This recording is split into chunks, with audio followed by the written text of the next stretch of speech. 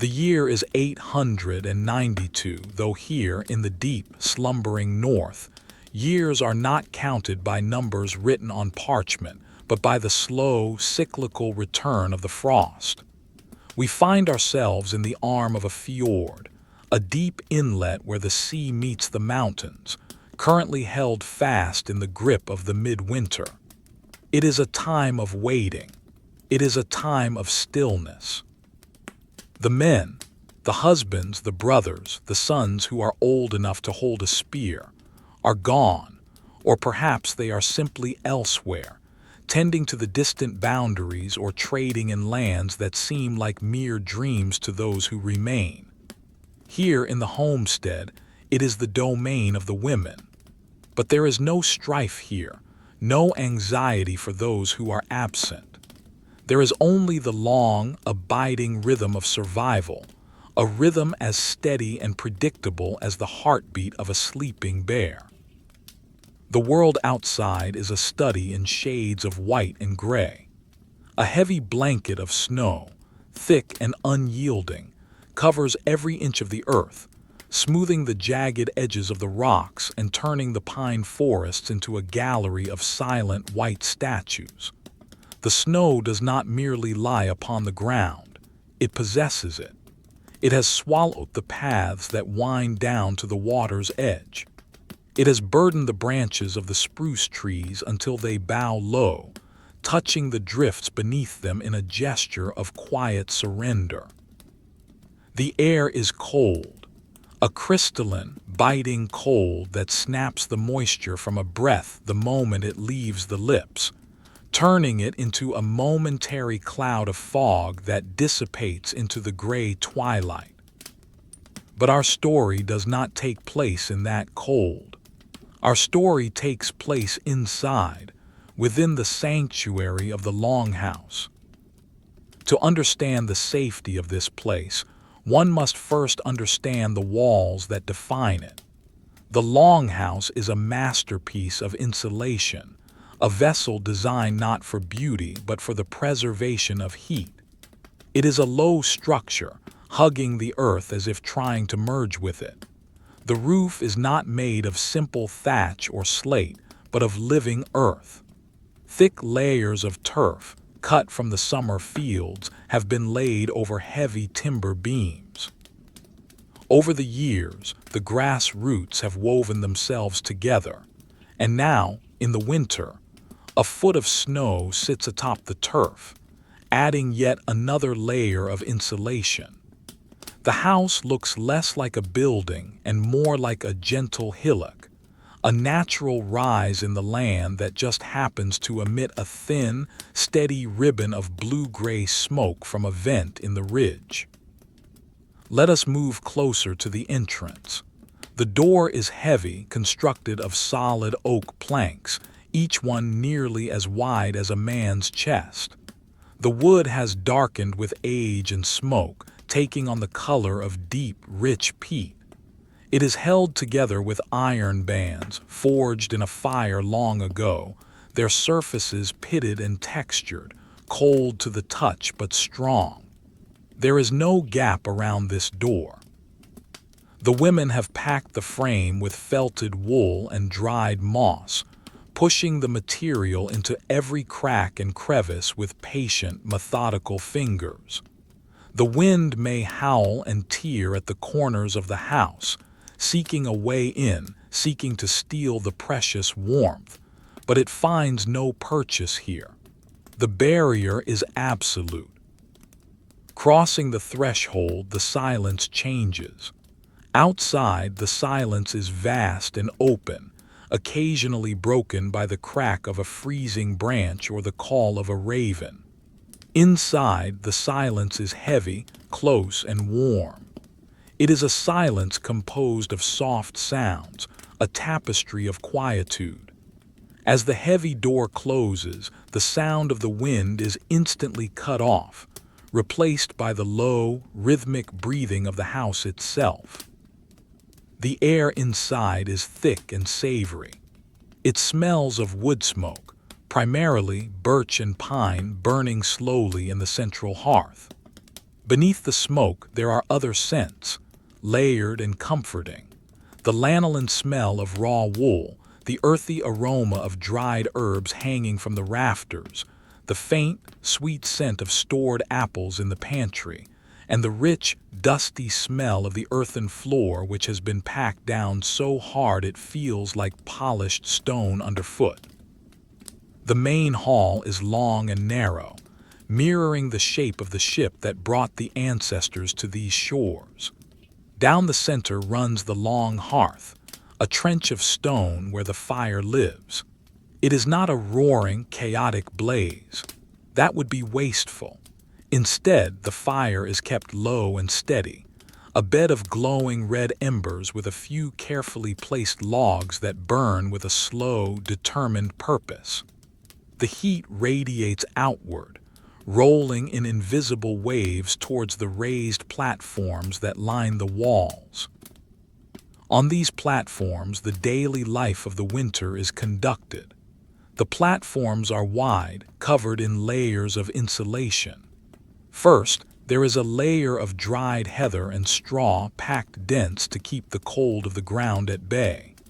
Over this lies the furs, reindeer hides thick and shaggy, their hollow hairs trapping the air and holding the warmth. Over the reindeer skins are sheepskins, softer, whiter, cured until the leather is supple as cloth. And finally, woolen blankets, woven on the upright looms that stand in the corners, heavy with geometric patterns in dyed reds, yellows, and browns. The light in the Longhouse is dim, a perpetual twilight that encourages rest. The primary source is the hearth, which casts a warm, orange glow that flickers gently, making the shadows on the walls dance in slow motion. The soot-blackened beams of the roof are lost in the darkness above, where the smoke gathers before drifting lazily out of the smoke hole. There are a few oil lamps placed strategically around the room, shallow stone bowls filled with seal oil or rendered animal fat, with wicks of twisted moss. They burn with a small, steady yellow flame, creating pools of intimacy in the vastness of the hall. 3 women sit on the platform nearest the fire. There is no urgency in their movements. There is no need for haste. The winter is long and there is nowhere to go. They are engaged in the timeless, monotonous, and deeply satisfying work of textile production. One of the women, Elara, is carding wool. She holds 2 wooden paddles, their faces covered in small iron teeth. She takes a handful of raw, washed wool, a cloud of creamy white fibers, and places it between the paddles. Listen to the sound, scrape, scrape, scrape. It is a rhythmic, scratching sound, soft and abrasive at the same time. She pulls the paddles against each other, combing the fibers, aligning them, turning the chaotic cloud into a neat, orderly roll. She does this over and over again. Pick up the wool, place it, scrape, scrape, scrape. Roll it off, set it aside. Pick up the next handful. Her hands move with a memory of their own, requiring no thought, allowing her mind to drift into a state of meditative emptiness. The pile of carded wool growing beside her is soft, airy, ready for the wheel. Next to her sits Brynhild, who is spinning. She holds a drop spindle, a simple tool consisting of a wooden shaft and a weighted whorl of stone. She teases a thread of wool from the distaff she holds tucked under her arm. With a flick of her wrist, she sets the spindle spinning. It hums quietly as it whirls, descending towards the floor, twisting the fibers into a strong, uniform yarn. The motion is hypnotic. The spindle drops, spinning, spinning, spinning. She catches it just before it touches the earth, winds the new yarn onto the shaft, and repeats the process. Twist, drop, spin, wind, twist, drop, spin, wind. The repetition is endless. The yarn accumulates slowly, inch by inch, yard by yard. It is a measurement of time passing, a physical manifestation of the hours spent in the warmth. There is no goal to finish quickly. The goal is simply to spin. The friction of the wool against her fingers warms her skin. The lanolin makes her hands soft. The gentle whir of the spindle is a lullaby without words. The third woman, Astrid, is older. Her hair is the color of the iron nails in the door, gray and sturdy. She is not spinning or carding. She is mending. In her lap lies a heavy woolen tunic, dyed a deep woad blue. It is worn thin at the elbows.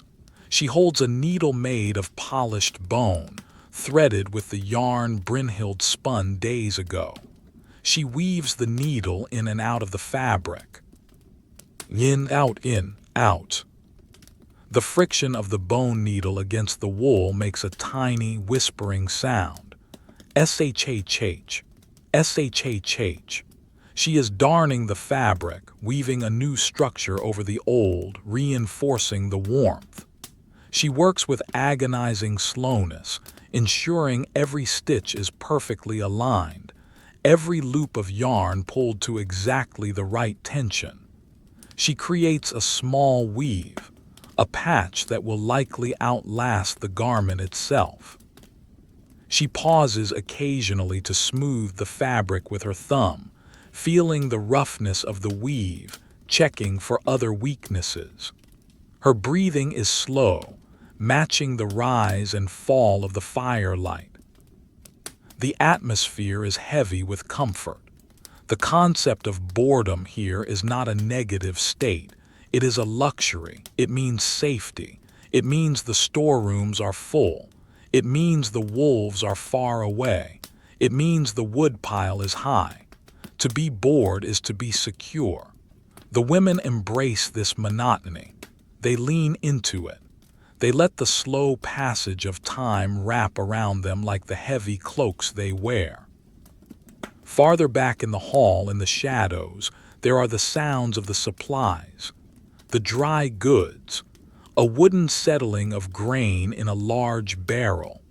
The faint, almost imperceptible rustle of dried fish hanging from the beams, swaying slightly in the convection currents of the rising heat. These are the sounds of abundance. Let us focus on the fire again. It is the heart of the room, the living entity that keeps the winter at bay. A log, a thick branch of pine, has burned through its center.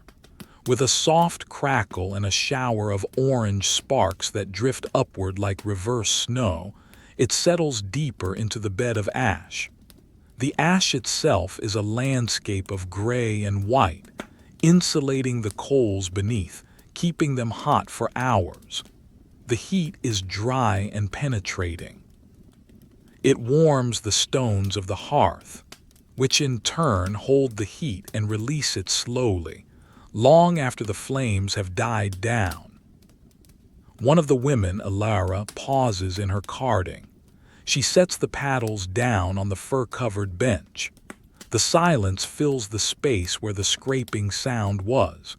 She stands up, her heavy woolen skirts rustling softly, swish, swish, as she moves towards the fire.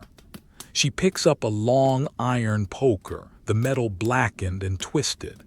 She reaches into the hearth and gently, with infinite care, nudges a log. She does not prod it violently. She simply adjusts its position, allowing a better flow of air to reach the underside. A small tongue of blue flame licks up the side of the wood.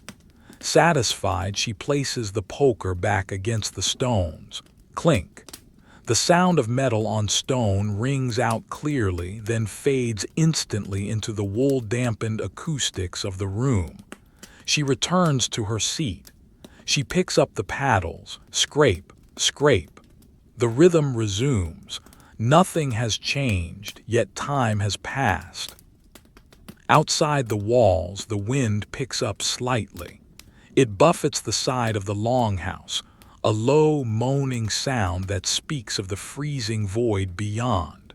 But the sound is muffled, distant, like a memory of a storm rather than the storm itself. The thick turf walls absorb the energy of the wind. Inside, the flame on the oil lamp does not even flicker. The separation between the in here and the out there is total. The temperature difference is extreme. Outside, it is cold enough to freeze boiling water in midair. Inside, it is warm enough to sit without a cloak. This contrast is the essence of the comfort. Every sensation of warmth is amplified by the knowledge of the cold that presses against the exterior.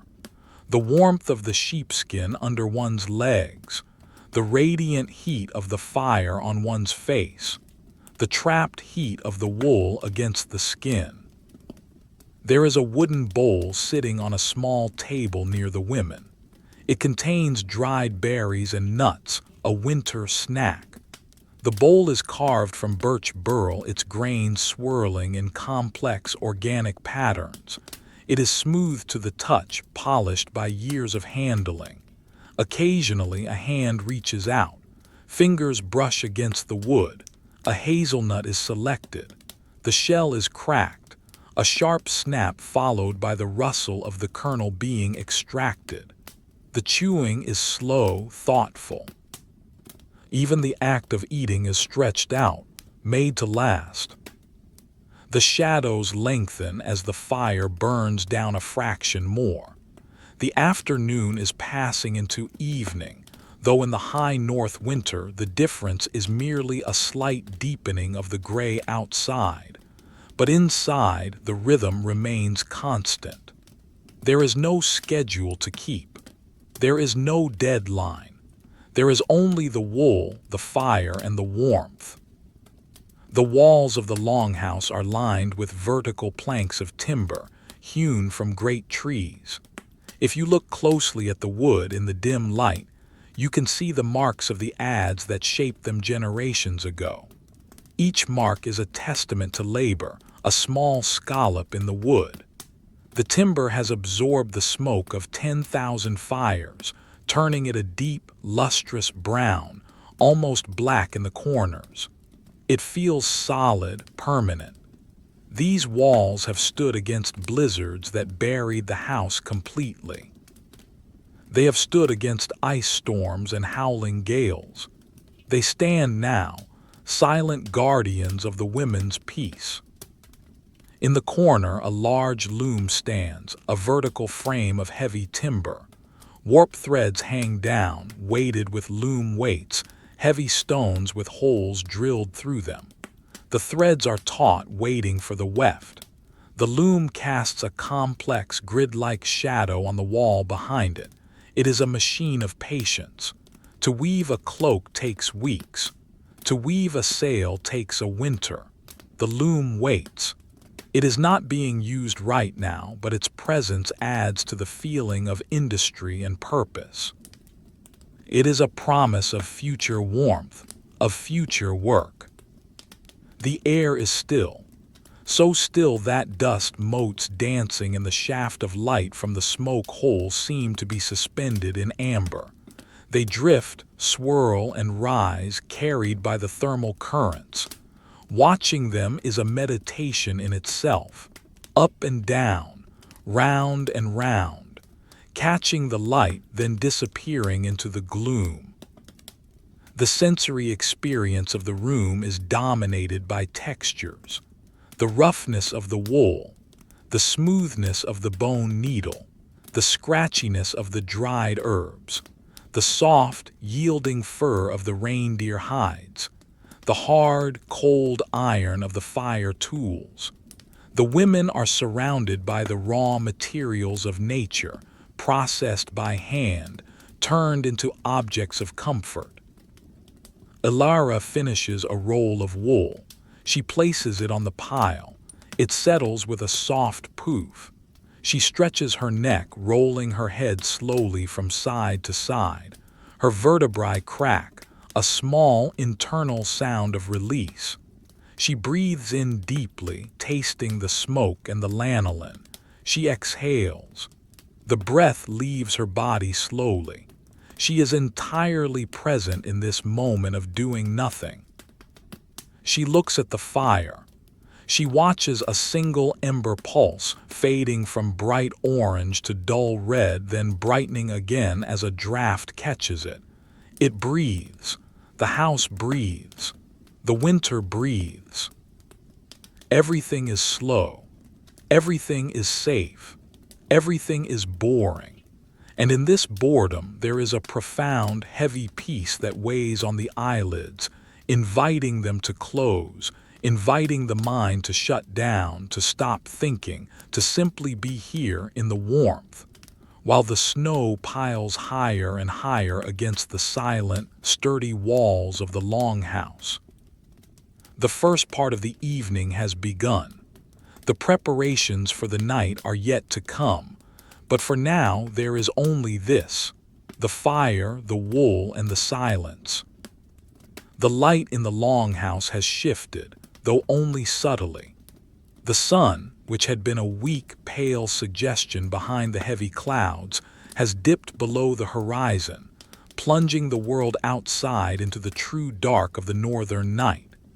Inside, the transition is marked by the deepening of shadows in the corners of the hall, where the firelight does not reach. The orange glow of the embers becomes richer, more saturated, painting the faces of the women in chiaroscuro.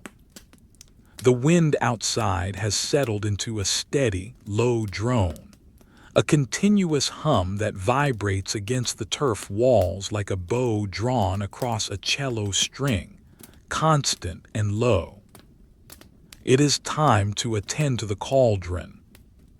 Hanging from a heavy iron chain above the central hearth is the pot. It is a vessel of immense age and weight, forged from iron that has been seasoned by countless meals until its interior is as black and slick as obsidian. The chain that holds it is a series of thick, hand-wrought links, each one slightly different in shape, bearing the marks of the hammer that closed them. The chain creaks softly, scree, scree, whenever the draft from the door disturbs the air, causing the heavy pot to sway by a fraction of an inch. Astrid, the older woman, sets aside her mending. She folds the heavy wool tunic with deliberate care, smoothing the fabric one last time before placing it on the bench beside her. She stands, her knees popping softly, and moves toward the hearth. Her movements are slow, conserving energy, respecting the quiet atmosphere of the room. She approaches the water barrel that stands near the entrance. In the winter, water does not flow freely. It must be managed. The barrel is a large, stave-built container made of oak, bound with hazel hoops. The water inside was brought up from the stream earlier in the day, broken from the ice. Now, in the stillness of the room, a thin, crystalline film of new ice has begun to form on the surface, a delicate geometric pattern of freezing. Astrid picks up a ladle carved from a solid piece of beech wood. The bowl of the ladle is deep and wide. She gently taps the surface of the water. Crack. The thin ice breaks with a sound like eggshells shattering. The shards float on the surface, catching the glint of the firelight. She dips the ladle in. The water rushes into the bowl with a hollow gloop sound. She lifts it, heavy and dripping, and carries it to the cauldron. She pours. The water hits the bottom of the warm iron pot with a hiss that quickly turns into a splash. She returns to the barrel. She dips again. She pours again. This is the rhythm of the evening meal's beginning. Dip, carry, pour, dip, carry, pour. There is no rush. The pot will fill when it fills. The water is clear, smelling faintly of the minerals from the mountain stream, cold and biting. Once the cauldron has enough water, the preparation of the roots begins. On a low table made of split pine logs, worn smooth by generations of use, lies a pile of winter vegetables.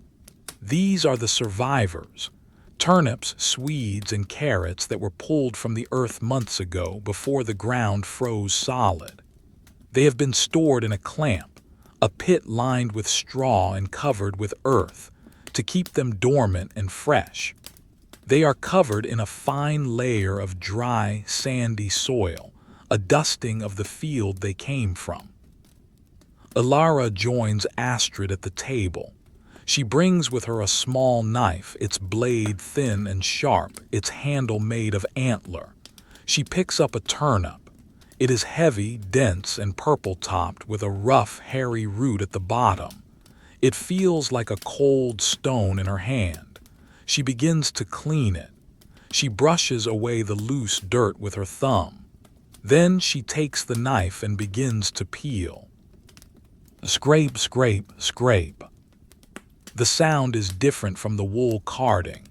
It is wetter, sharper. The knife bites into the tough outer skin of the root. A strip of purple and white peel curls away, revealing the creamy, pale flesh beneath. The smell of the raw turnip is sharp and peppery, an earthy scent that cuts through the wood smoke. Elara works methodically.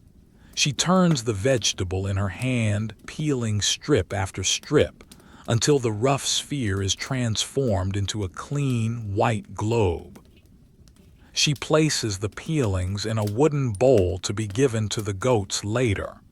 Then, she begins to chop. She places the turnip on the wooden board. The knife descends. Thunk. It wedges into the hard flesh.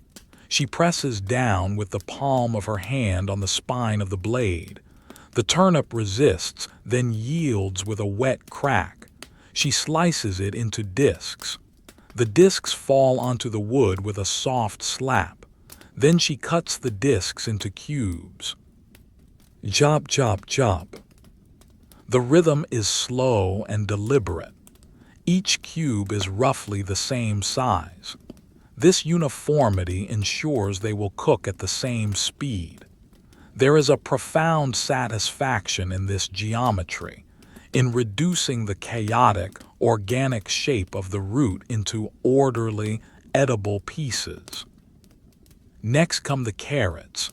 They are not the bright orange carrots of the south, but pale yellow and purple, gnarled and thin. They are sweeter, though concentrated by the cold. Elara scrubs them with a rough woolen cloth to remove the dirt, rather than peeling them, preserving the nutrients in the skin. She slices them into rounds, snick, snick, snick.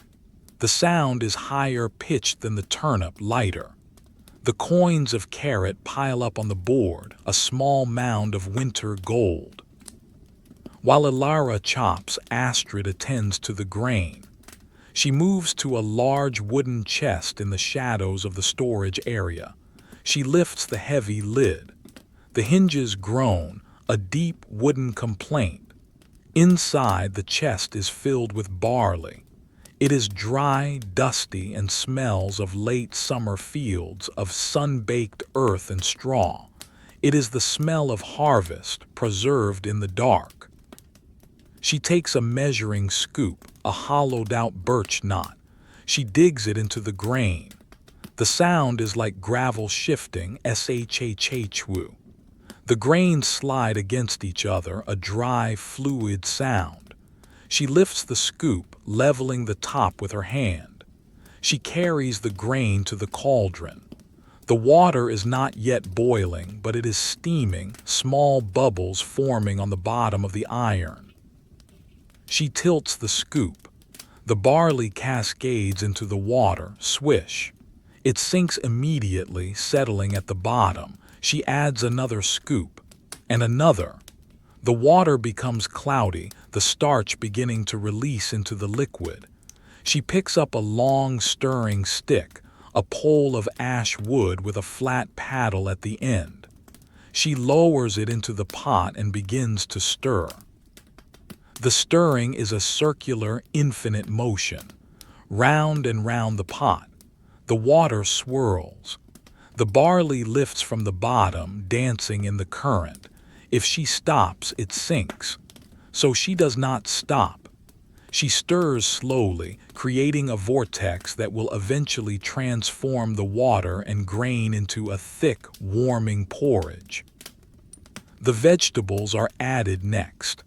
Elara scoops the cubes of turnip and the rounds of carrot into her apron, carrying them to the fire. She lets them slide into the pot. Plop, plop, splash. They disturb the surface, then join the barley in the slow dance. The colors are muted in the dim light, pale whites, yellows, and the gray of the water, but they promise substance. Now there is nothing to do but wait and maintain the fire. The fire is the engine of the meal.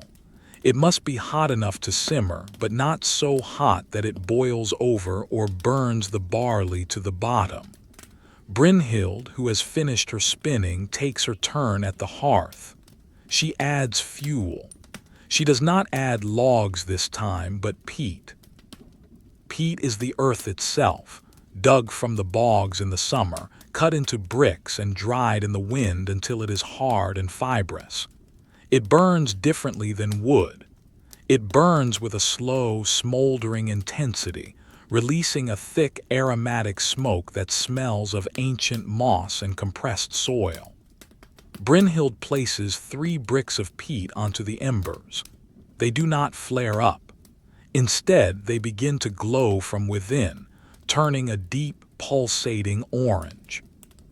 They release a steady, unwavering heat that is perfect for the slow cooking of a stew.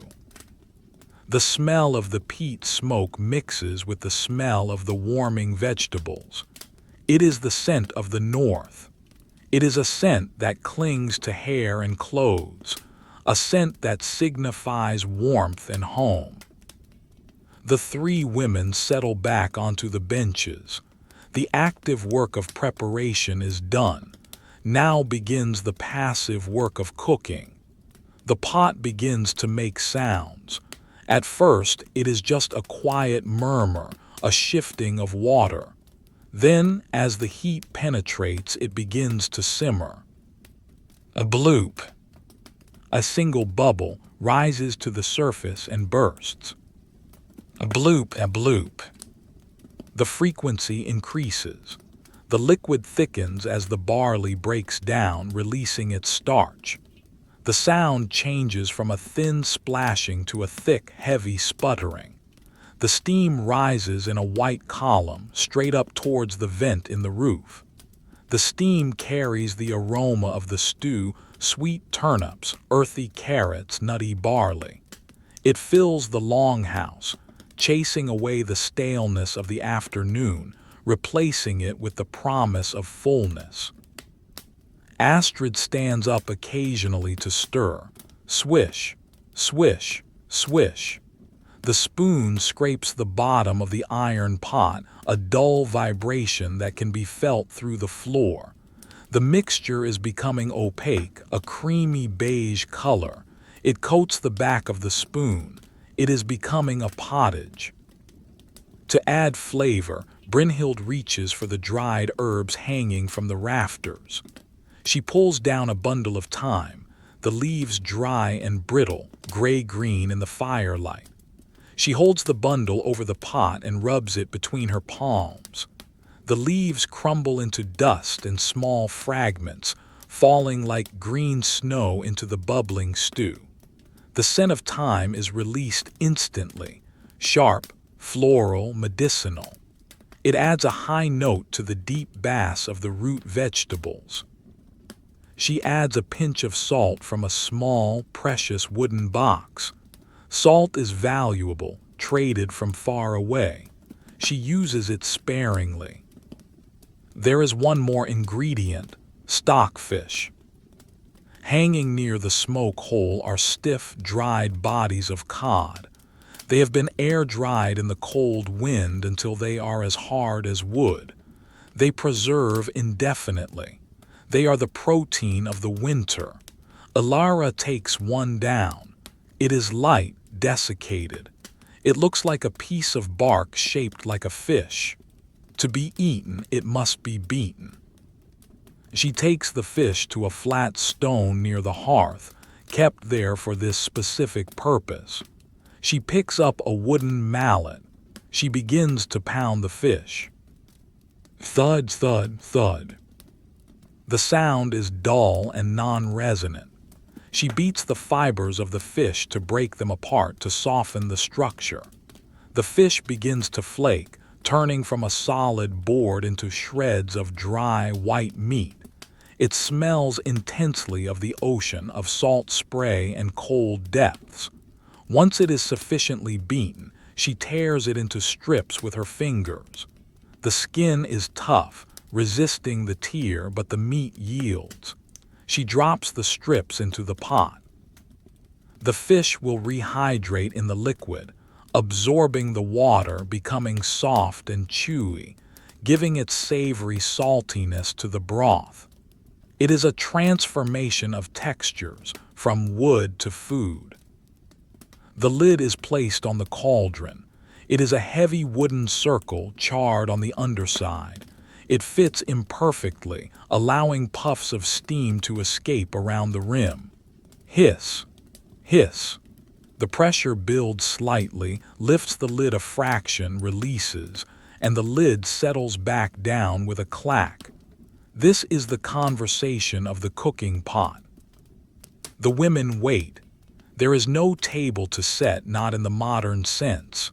They will eat from bowls, holding them in their laps close to the fire.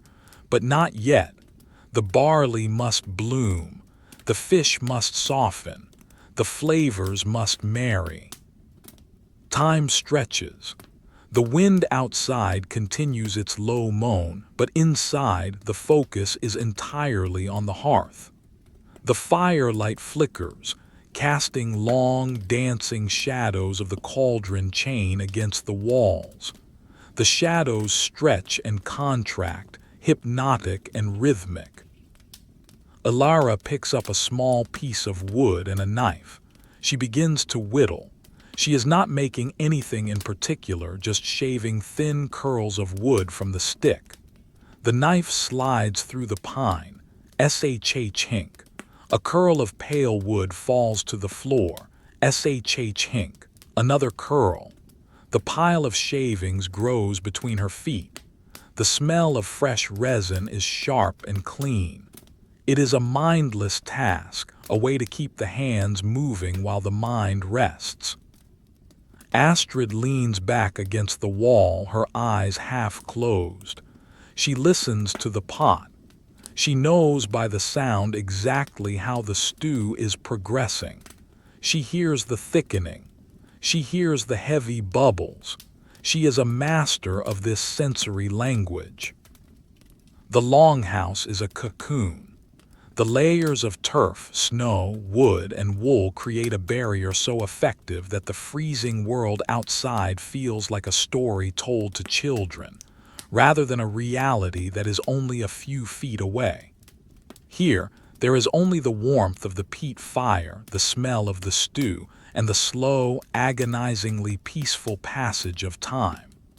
The stomach rumbles quietly, anticipating the meal, but even the hunger is patient.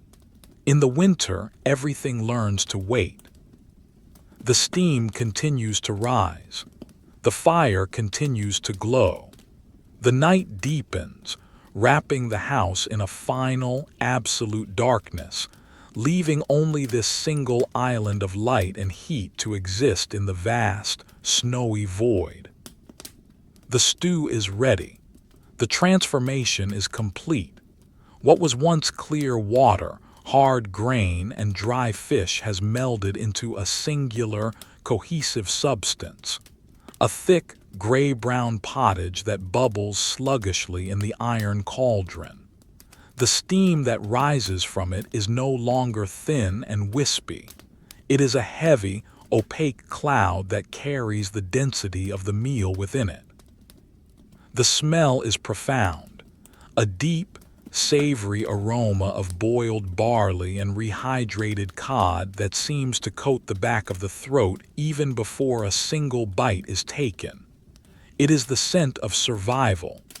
It is the scent of a winter conquered, one evening at a time. Astrid moves first. She unhooks the heavy wooden ladle from the side of the hearth. The wood of the ladle is stained dark from years of immersion in similar broths. She holds it over the steam for a moment, letting the warmth penetrate the wood, preparing the tool for its work. Then she dips it. A gloop. The ladle sinks into the thick mixture.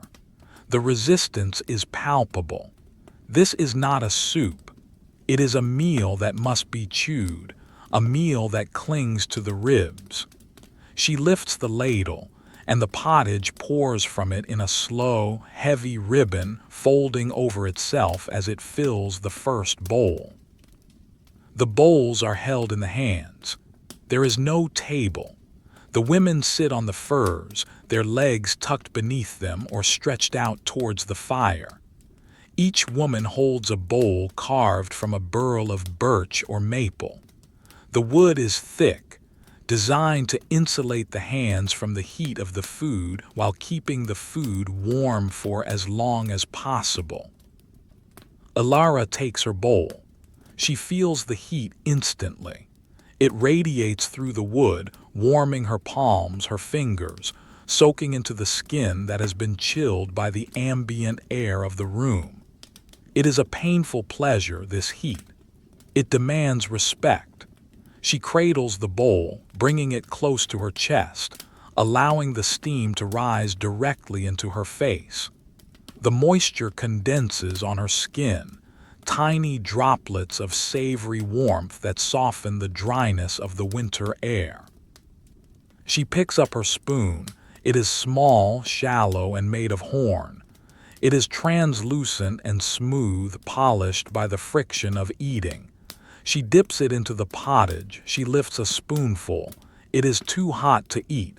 She knows this. She waits. She blows on the spoon. Whoosh, whoosh. The breath ripples the surface of the stew in the spoon. Steam curls away, dissipating into the shadows. She waits. She watches a piece of turnip, stained brown by the broth, glistening in the firelight. She watches a shred of cod, its fibers expanded and softened. She waits until the heat has subsided just enough to be bearable. She places the spoon in her mouth. The taste is simple. There are no spices here, save for the salt and the faint, dusty hint of the thyme added earlier. The flavor is dominated by the fish, salty, oceanic, intense, balanced by the sweet earthiness of the root vegetables and the bland, comforting starch of the barley. The texture is the true experience. The barley is soft, almost gelatinous, sliding over the tongue.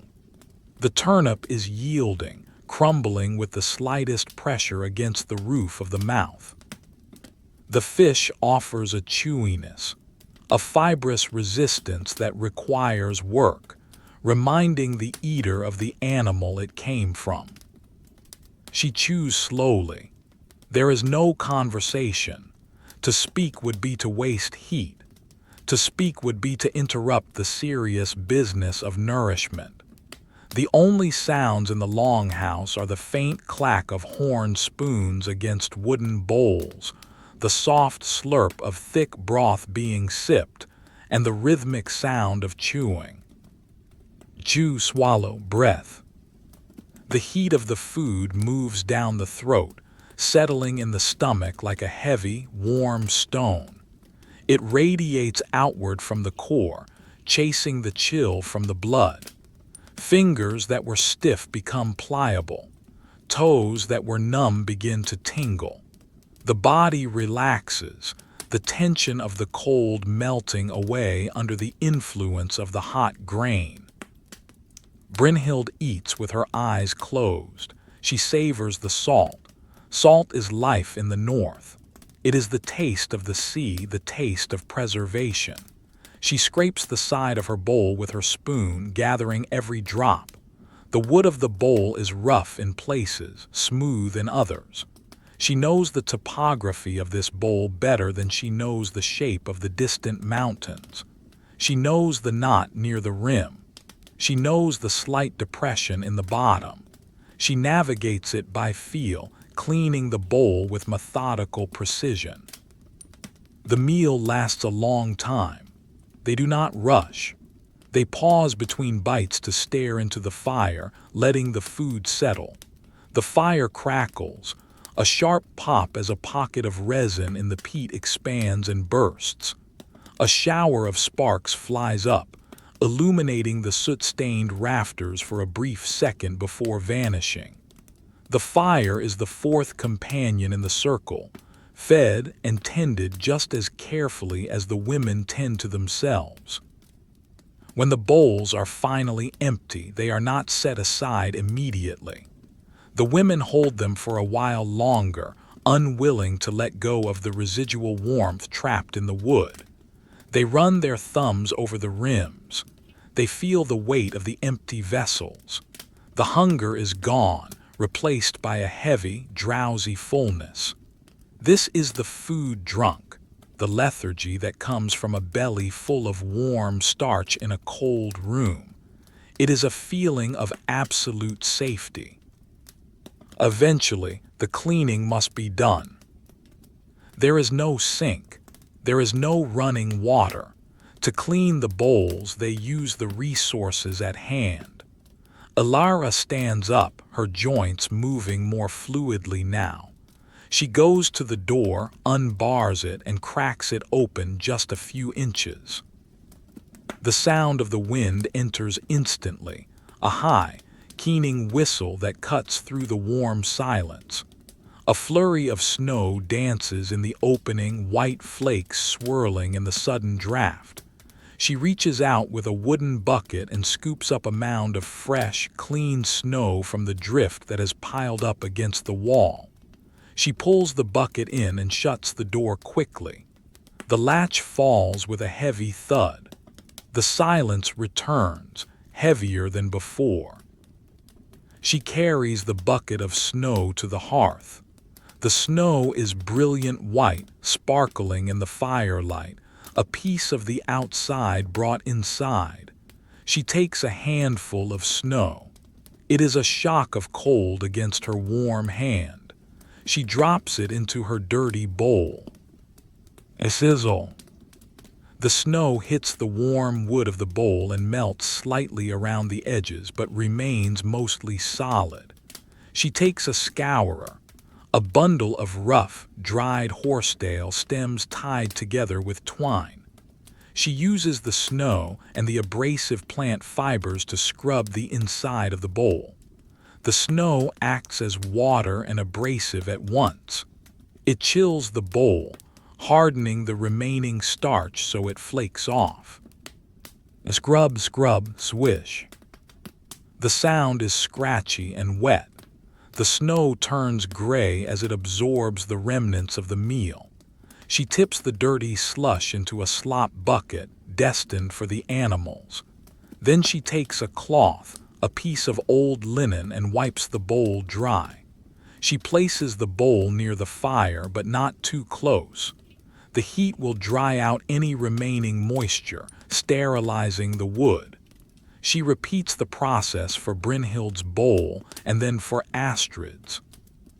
The rhythm of cleaning is as hypnotic as the rhythm of eating. Scoop snow, scrub, dump, wipe, place. It is a cycle of maintenance. It ensures that tomorrow there will be clean vessels. It ensures that the routine can continue. With the meal finished and the tools cleaned, the evening settles into its deepest phase. The golden hour of the firelight has passed into a dimmer, redder glow as the peat bricks burn down to their core. The shadows in the corners of the longhouse seem to stretch and merge, creating a soft, enveloping darkness that feels like a blanket. It is time for personal care. In a world without mirrors, grooming is a tactile experience. It is done by feel. It is done for hygiene, yes, but also for comfort. The women move to the benches, sitting with their backs to the fire to let the heat warm their spines. Astrid unpins her hair. It falls in a heavy gray curtain down her back. It is thick, coarse hair, strengthened by the cold. She reaches into a small pouch at her belt and withdraws a comb. The comb is a masterpiece of functional art. It is made from antler, sawed and filed by hand. It consists of several plates of bone riveted together between two side plates. The teeth are cut with a fine saw, evenly spaced, polished to a high sheen so they do not snag. It feels cool and smooth in her hand. She begins to comb. She starts at the ends, working out the tangles that have formed during the day's work. Snick, snick. The comb catches a knot, pulls gently, and releases. She works her way up inch by inch. The sound of the comb passing through the hair is a dry, whispering static. S-H-H-H-H-H click. S-H-H-H-H-H click. Elara watches her, then undoes her own hair. It is lighter, the color of dried wheat. She too begins the ritual. Brush, pull, smooth. Brush, pull, smooth. There is a profound intimacy in this act. They are grooming themselves like cats by a hearth. The repetitive motion stimulates the scalp, sending shivers of relaxation down the neck. The tension held in the shoulders from carrying water and wood begins to dissolve. Astrid counts the strokes in her head, not because she needs to, but because the counting is a way to empty the mind. 1, 2, 3, 4. The comb scrapes lightly against her scalp, a scratching sensation that is deeply pleasurable. She tilts her head back, closing her eyes. The firelight plays on the ceiling, casting patterns that look like rivers or tree branches. 50, 51, 52. The hair becomes smooth, aligning into a single flowing sheet. It catches the light, gleaming with the natural oils. The static electricity builds up in the dry air, causing individual strands to lift and float, seeking the comb. Once the hair is brushed, it must be braided. Loose hair is a liability. It catches in the fire, it gets in the way of work, it tangles in the sleep. Braiding is the solution. Astrid divides her hair into 3 equal sections. Her fingers work blindly, measuring the thickness by touch. She crosses the left strand over the middle, then the right over the middle. Left, right. Her hands move with practiced speed, a weaving motion that she has performed every night for 50 years. The braid takes shape, a tight, orderly rope of hair. She pulls it tight enough to hold, but not so tight that it pulls at the skin. It is a secure feeling. She reaches the end of the hair and ties it off with a small leather thong. She tosses the braid over her shoulder. It lands with a soft thump against her wool tunic. She is done. She feels cleaner, more orderly. The chaos of the day has been brushed away, bound up in a neat plait. Brynhild, the youngest, does not braid her hair yet. She is attending to her hands. The winter is cruel to skin. The cold cracks the knuckles, the wool dries the palms. She opens a small pot made of soapstone. Inside is a salve. It is a mixture of rendered sheep tallow and beeswax infused with calendula and pine resin. It smells strong, medicinal, fatty, and green. She scoops a small amount onto her finger. It is solid at room temperature, but as she rubs it between her palms, it melts into an oil. She massages it into her hands. She works the oil into the cuticles of her nails. She rubs it into the rough skin of her elbows. She rubs it into her heels. The motion is circular and firm. The heat of the fire helps the skin absorb the fat. Her hands shine in the firelight, slick and glistening. The smell of the pine resin rises, mixing with the smoke and the smell of the stew. It is the scent of the forest, distilled. She takes her time. She massages the web of skin between her thumb and forefinger, a pressure point that releases tension. She flexes her fingers, watching the tendons move under the skin. Open, close, open, close. The oil creates a barrier against the air, a second skin that will protect her when she goes out to milk the goats in the morning. The wind outside shifts its tone. It drops a semitone, becoming a lower, more guttural rumble. It sounds like the earth itself is groaning. A draft sneaks in through the smoke hole, causing the smoke to swirl in a sudden, chaotic vortex before straightening out again. The fire flares briefly, consuming a pocket of air, then settles back. The women are silent. They are clean. They are fed. They are warm. The list of needs has been checked off one by one. There is nothing left to do but exist. Elara picks up a small piece of linen and a needle. She is not sewing, she is polishing the needle. She runs the needle through the cloth over and over again. Slide, slide.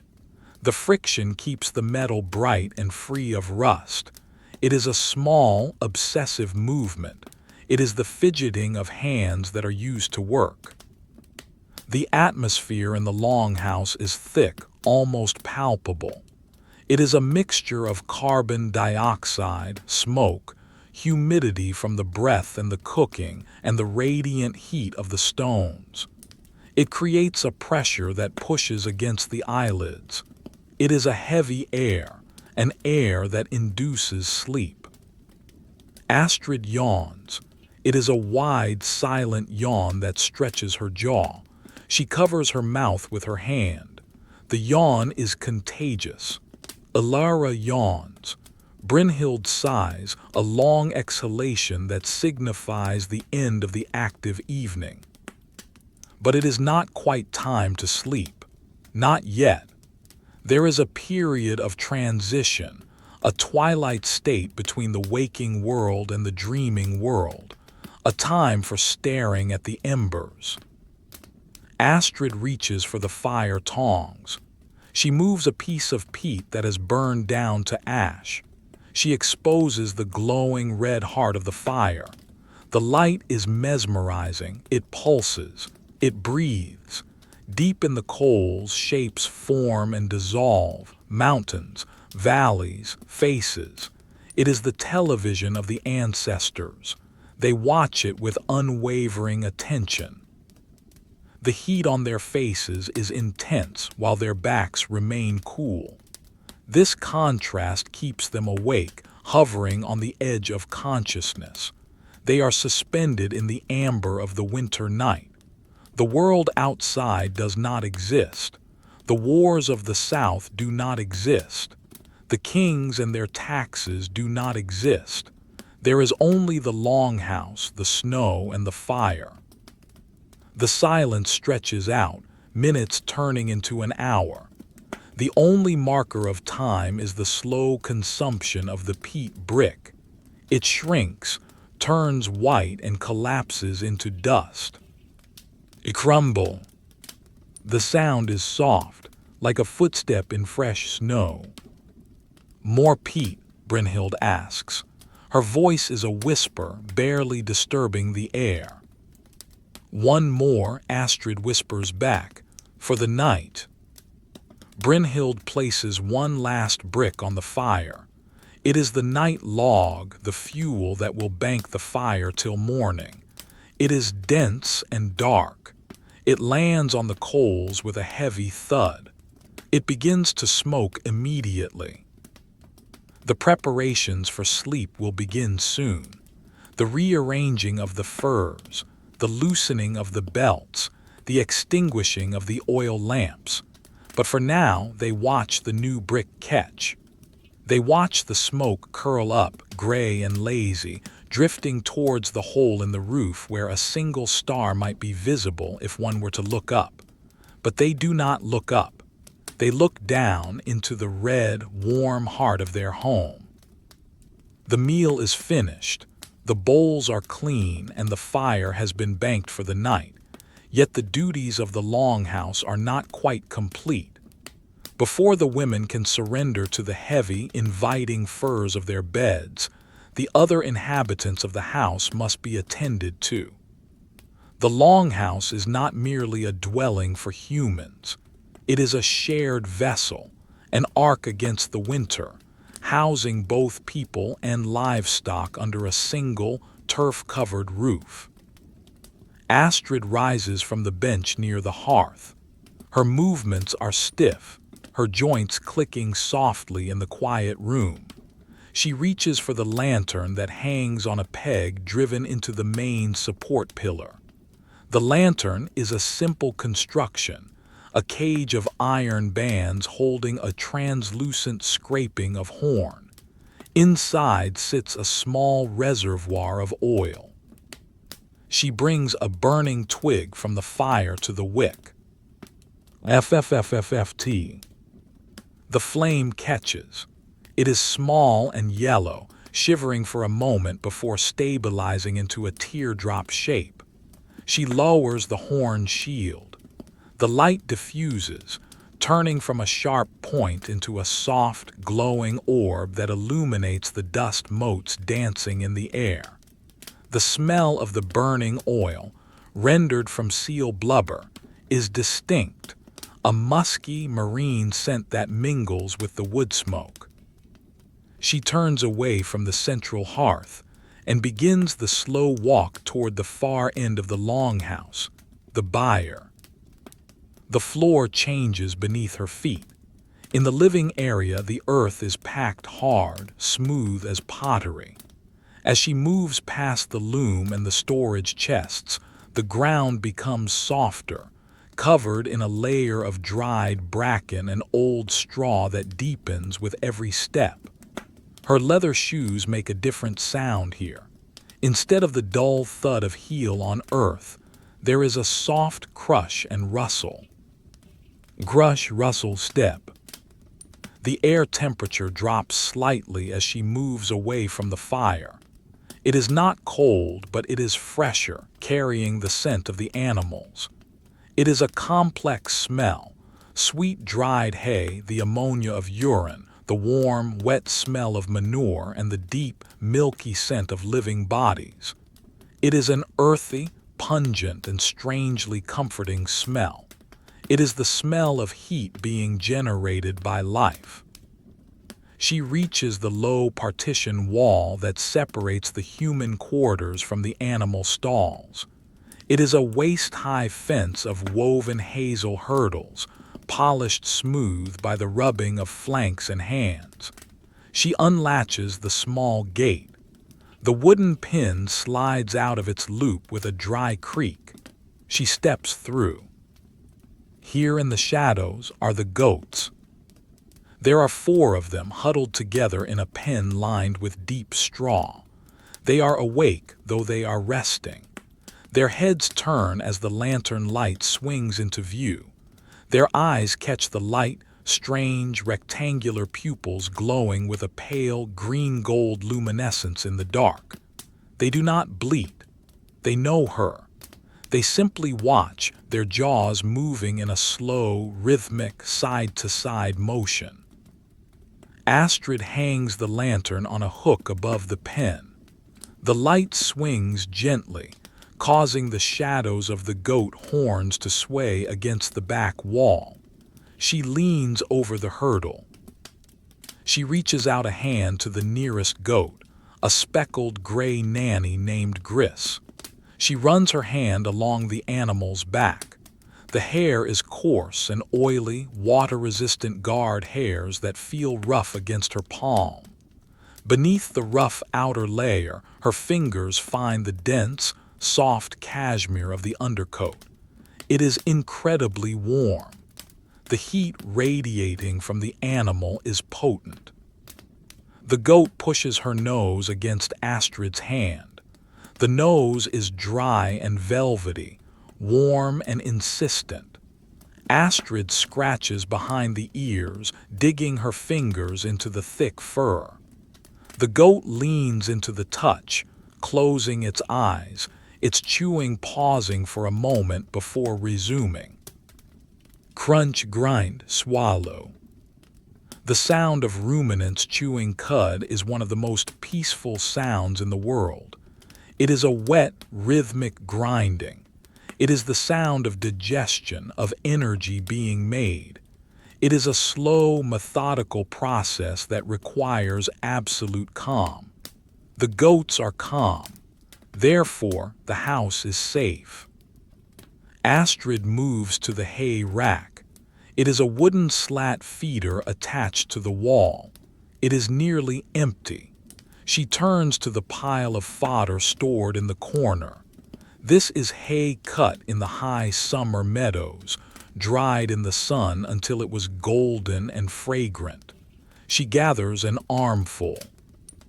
The hay is dry and brittle. It rustles loudly as she lifts it. Swish crackle.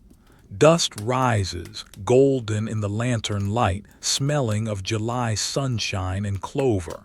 She drops the armful into the feeder. The goats rise immediately. There is a rustle of straw as they shift their weight. Hooves clatter softly on the wooden floorboards beneath the bedding. They bury their noses in the fresh hay.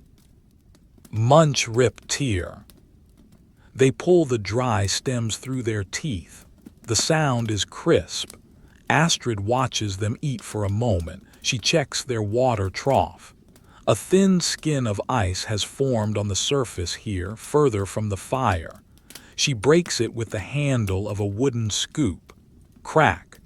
She removes the shards of ice, tossing them into the drainage channel. The water underneath is dark and still. Beyond the goats, in a larger stall, stands the cow. She is a small, hardy breed, red-furred and curved-horned. She is the anchor of the farm. She is lying down, her legs tucked beneath her huge bulk. She is a massive generator of heat. Standing next to her stall feels like standing next to a stove. Astrid approaches her slowly. The cow, unlike the goats, stops chewing and exhales loudly through her nose. Ahoo-woof. A cloud of steam erupts from her nostrils, billowing into the cool air of the byre before vanishing. It smells of sweet grass and warm milk. Astrid places her hand on the cow's flank. The hide is sleek, the hair shorter and flatter than the goat's. The skin twitches involuntarily under her touch, a ripple of muscle rolling down the animal's side. She feels the cow's rumen, the great stomach on the left side. It feels firm, full. She can feel the digestion happening through the skin, a low-frequency rumbling vibration that hums against her palm. It is a sound more felt than heard. Gurgle, churn, rumble. Everything is well. Astrid picks up a pitchfork. It is a wooden tool, a split branch of ash shaped and hardened in the fire. She checks the bedding. Cleanliness is warmth. Wet straw is cold. She finds a wet patch near the rear of the stall. She digs the tines of the fork into the straw. A scritch lift. The wet straw is heavy. She lifts it, turning it over and tosses it into the muck channel that runs down the center of the byre. The smell sharpens for a moment, ammonia and wet earth, then fades as she covers the spot with fresh, dry bracken from the stockpile. She spreads the bracken with a sweeping motion of the fork. Swish, swish. The dry fronds settle, creating a new, airy layer of insulation between the animal and the cold ground. The cow watches her with large, liquid eyes, dark pools of patience. She does not move. She knows the rhythm of the night check. She lowers her head back onto her front knees, letting out a long, shuddering sigh of contentment. Astrid leans her back against the wooden post of the stall. She stays there for a moment, borrowing the warmth of the animals. It is quieter here than in the main hall. The wind outside is more audible, pressing against the gable end of the house. Woo-woo. It is a lonely sound, the sound of the void. But here, surrounded by the breathing of the livestock, the loneliness is held at bay. The house is a living organism. The humans are the mind, the fire is the heart, and the animals are the body, warm and solid. She notices a draft. A thin stream of freezing air is cutting through the darkness like a knife. It is coming from a gap between the turf wall and the timber frame near the roof. The clay daub has cracked in the extreme cold. Astrid frowns. She cannot leave it. She moves to a basket hanging on the wall. It is filled with sphagnum moss, gathered from the bog and dried. This moss is the universal sealant of the north. It is spongy, dense, and rot-resistant. She takes a handful of the moss. It is light, dusty, and gray-green. She climbs onto a small wooden stool to reach the crack. She can feel the cold air on her fingers. It is a shocking contrast to the ambient warmth. She pushes the moss into the crack. Stuff, push, twist. She works the moss into the crevice with her thumb. The rough texture of the moss catches on the splintery wood. She packs it tight, layer after layer, until the flow of cold air stops. She runs her hand over the spot. Stillness. The draft is gone. The integrity of the shell is restored. She steps down from the stool. Her knees crack again. She picks up the lantern. She takes one last look at the animals. The goats have settled back down, their jaws working rhythmically again. The cow's eyes are closed. The byre is safe. The byre is warm. She begins the walk back.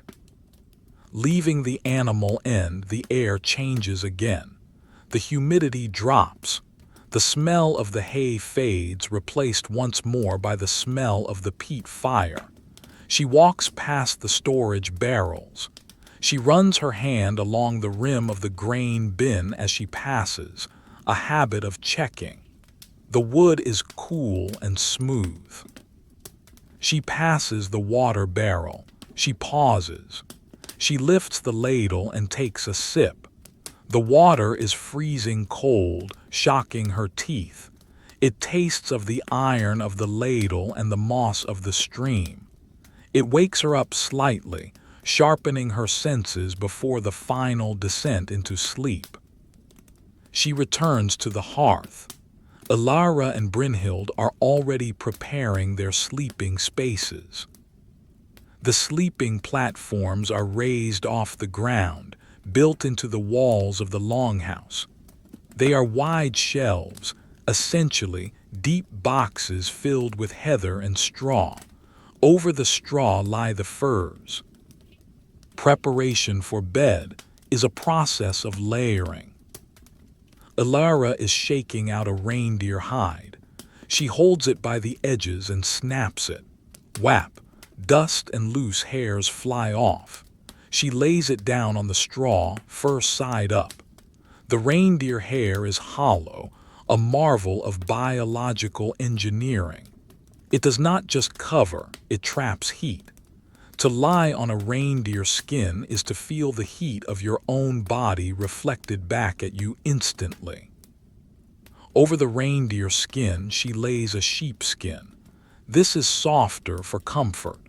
And over that, a heavy woolen blanket woven in a diamond twill pattern. The blanket is thick, heavy as a coat of mail but soft as a cloud. Astrid extinguishes the lantern. She blows into the top of the horn cage. Puff! The flame dies. A thin ribbon of gray smoke curls up inside the horn, trapped. The light in the room drops back to the deep, red glow of the fire's embers. The darkness is not absolute. The embers cast a low, horizontal light that catches the ridges of the floor, the texture of the posts, the fringe of the blankets. It is a cave-like darkness, protective and close. The women begin to undress. They do not strip naked, the air is too cool for that. They remove the outer layers. The heavy aprons are unpinned.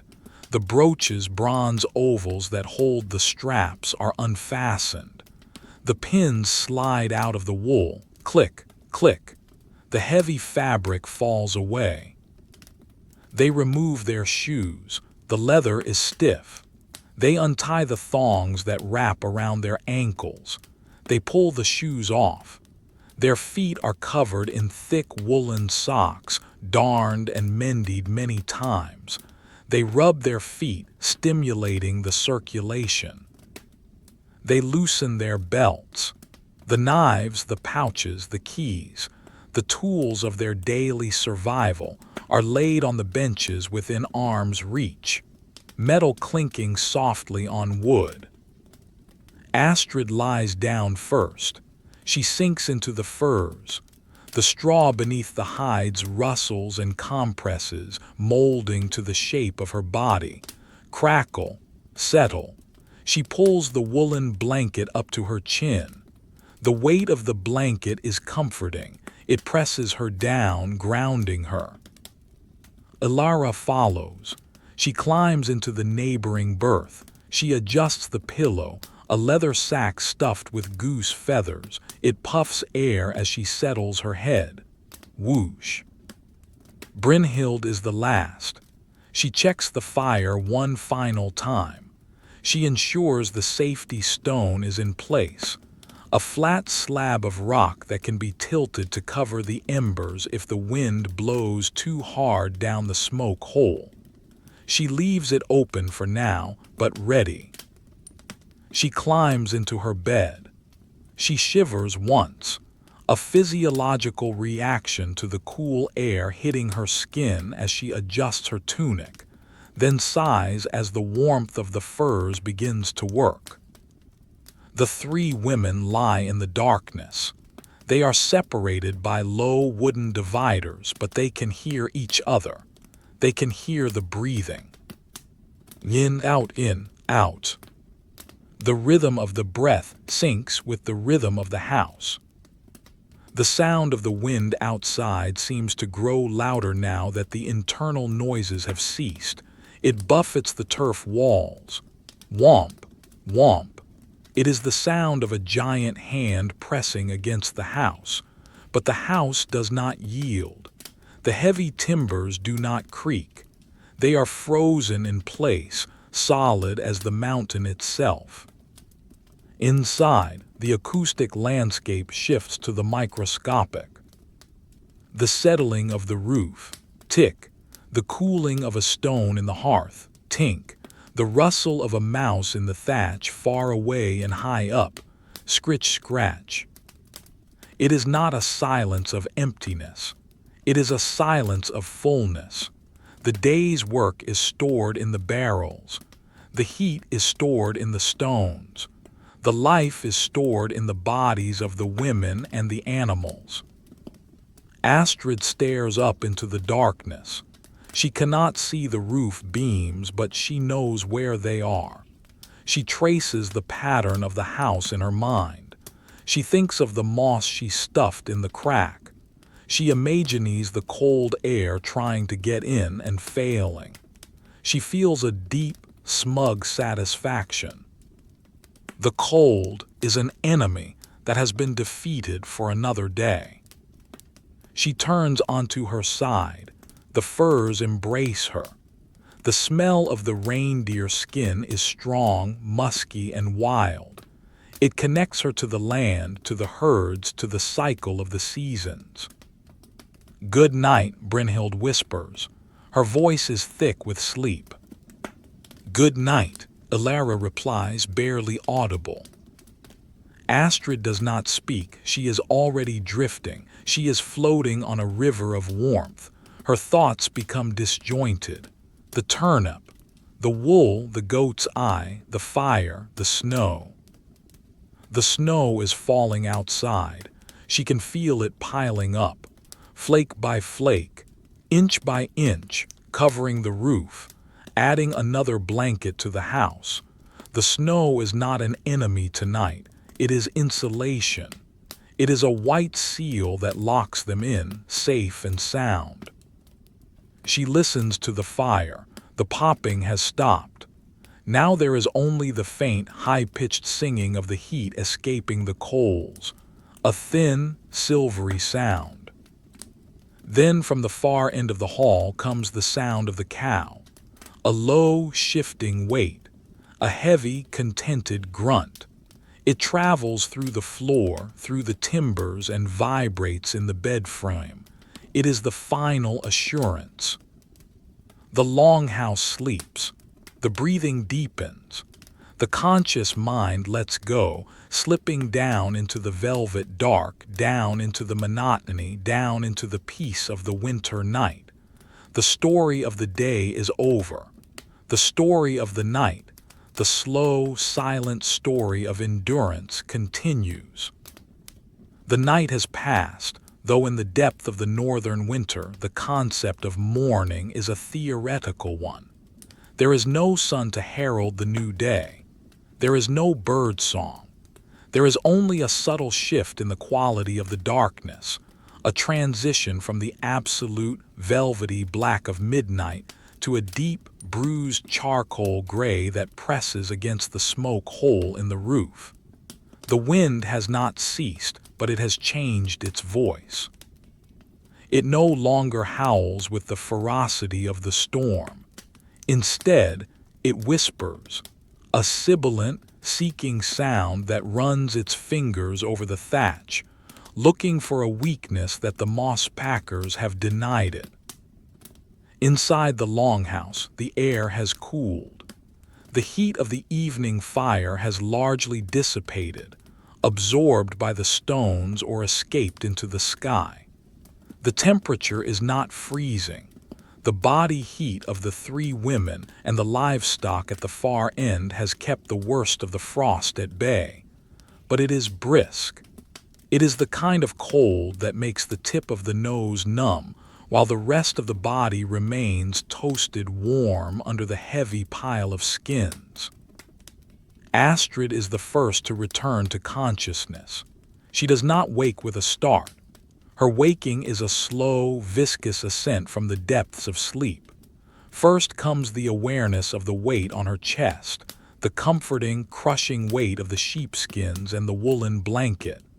Then comes the sound, the rhythmic breathing of Elara and Brynhild, the soft snuffle of a goat in the distance, the creaking of a timber as the house contracts in the chill. Finally, she opens her eyes. The darkness is absolute, save for a single faint red eye glowing in the center of the hearth. The fire, banked deep under the ash the night before, is still alive. It is watching. She lies there for a long time. There is no urgency. The work of the winter is the work of maintenance, and maintenance can wait for the blood to start moving. She wiggles her toes. They are warm, buried in the wool. She flexes her fingers. They are stiff. She draws a deep breath. The air is sharp in her lungs, tasting of cold iron and stale smoke. It wakes her more effectively than a splash of water. The decision to move is a battle of will. To leave the cocoon of the furs is to accept the cold. She prepares herself mentally. She visualizes the movements she must make. Throw back the covers. Swung legs out. Find the shoes. Stand up. She counts to 10. 1, 2, 3. The house creaks. Pop. 4, 5, 6. Elara turns over in her sleep, the straw rustling loudly scrunchwish.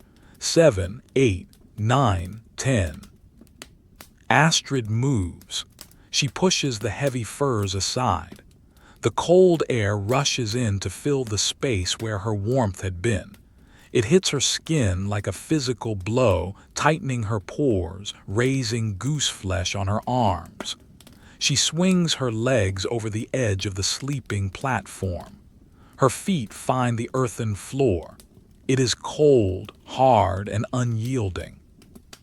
She reaches for her undertunic, which she had kept under the furs with her to keep it warm. She pulls it over her head. The wool is scratchy but thick. She slides her arms into the sleeves. She shivers, a violent whole-body shudder that resets her internal thermostat. She reaches for her socks. They are thick, felted wool, shaped to her feet by years of wear. She pulls them on. Tug, tug. The wool grips her ankles. Now the fire. This is the most critical ritual of the morning. If the fire has died, the day begins with the tedious, spark-striking labor of flint and steel. If the fire lives, the day begins with a gentle breath. She walks to the hearth. Her footsteps are silent on the packed earth. She kneels on the stones surround.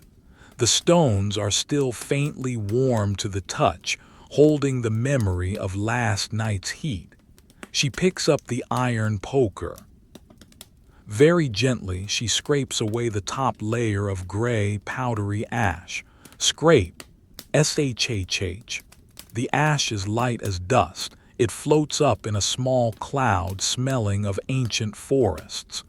Beneath the gray blanket lies the treasure, a cluster of embers, dark red and pulsing. They are small, fragile things, sleeping seeds of heat. She reaches for the tinder box. It is a birch bark container, waterproof and dry. She opens it. Inside is a nest of dried moss, finer than hair and shavings of fatwood, pine heartwood saturated with resin. She takes a pinch of the moss. It is soft as cotton. She places it directly on the red embers. She leans down. Her face is inches from the ash. She purses her lips. Woo-lo. She blows a long, steady stream of air onto the embers. The ash flies up, dusting her cheeks. The embers brighten. They turn from dull red to bright orange. The heat intensifies instantly on her face. Woo-lo. Smoke begins to curl from the moss. It is white, thick smoke. It smells acrid and sharp. Astrid does not cough. She is used to it. She blows again, harder this time. Woo-lo. F-wump. A tiny tongue of yellow flame leaps from the moss. It dances, frantic and small. Astrid acts quickly but calmly. She adds the fatwood shavings. The resin catches instantly. Crackle. Snap. The flame grows, feeding on the rich pine oil. It stabilizes, turning into a steady, finger-sized torch. She adds small twigs of birch. The paper-thin bark of the birch curls and blackens, then bursts into flame. The fire is established. It is no longer a coal, it is a living thing. She adds larger sticks, then finally a split log of seasoned ash.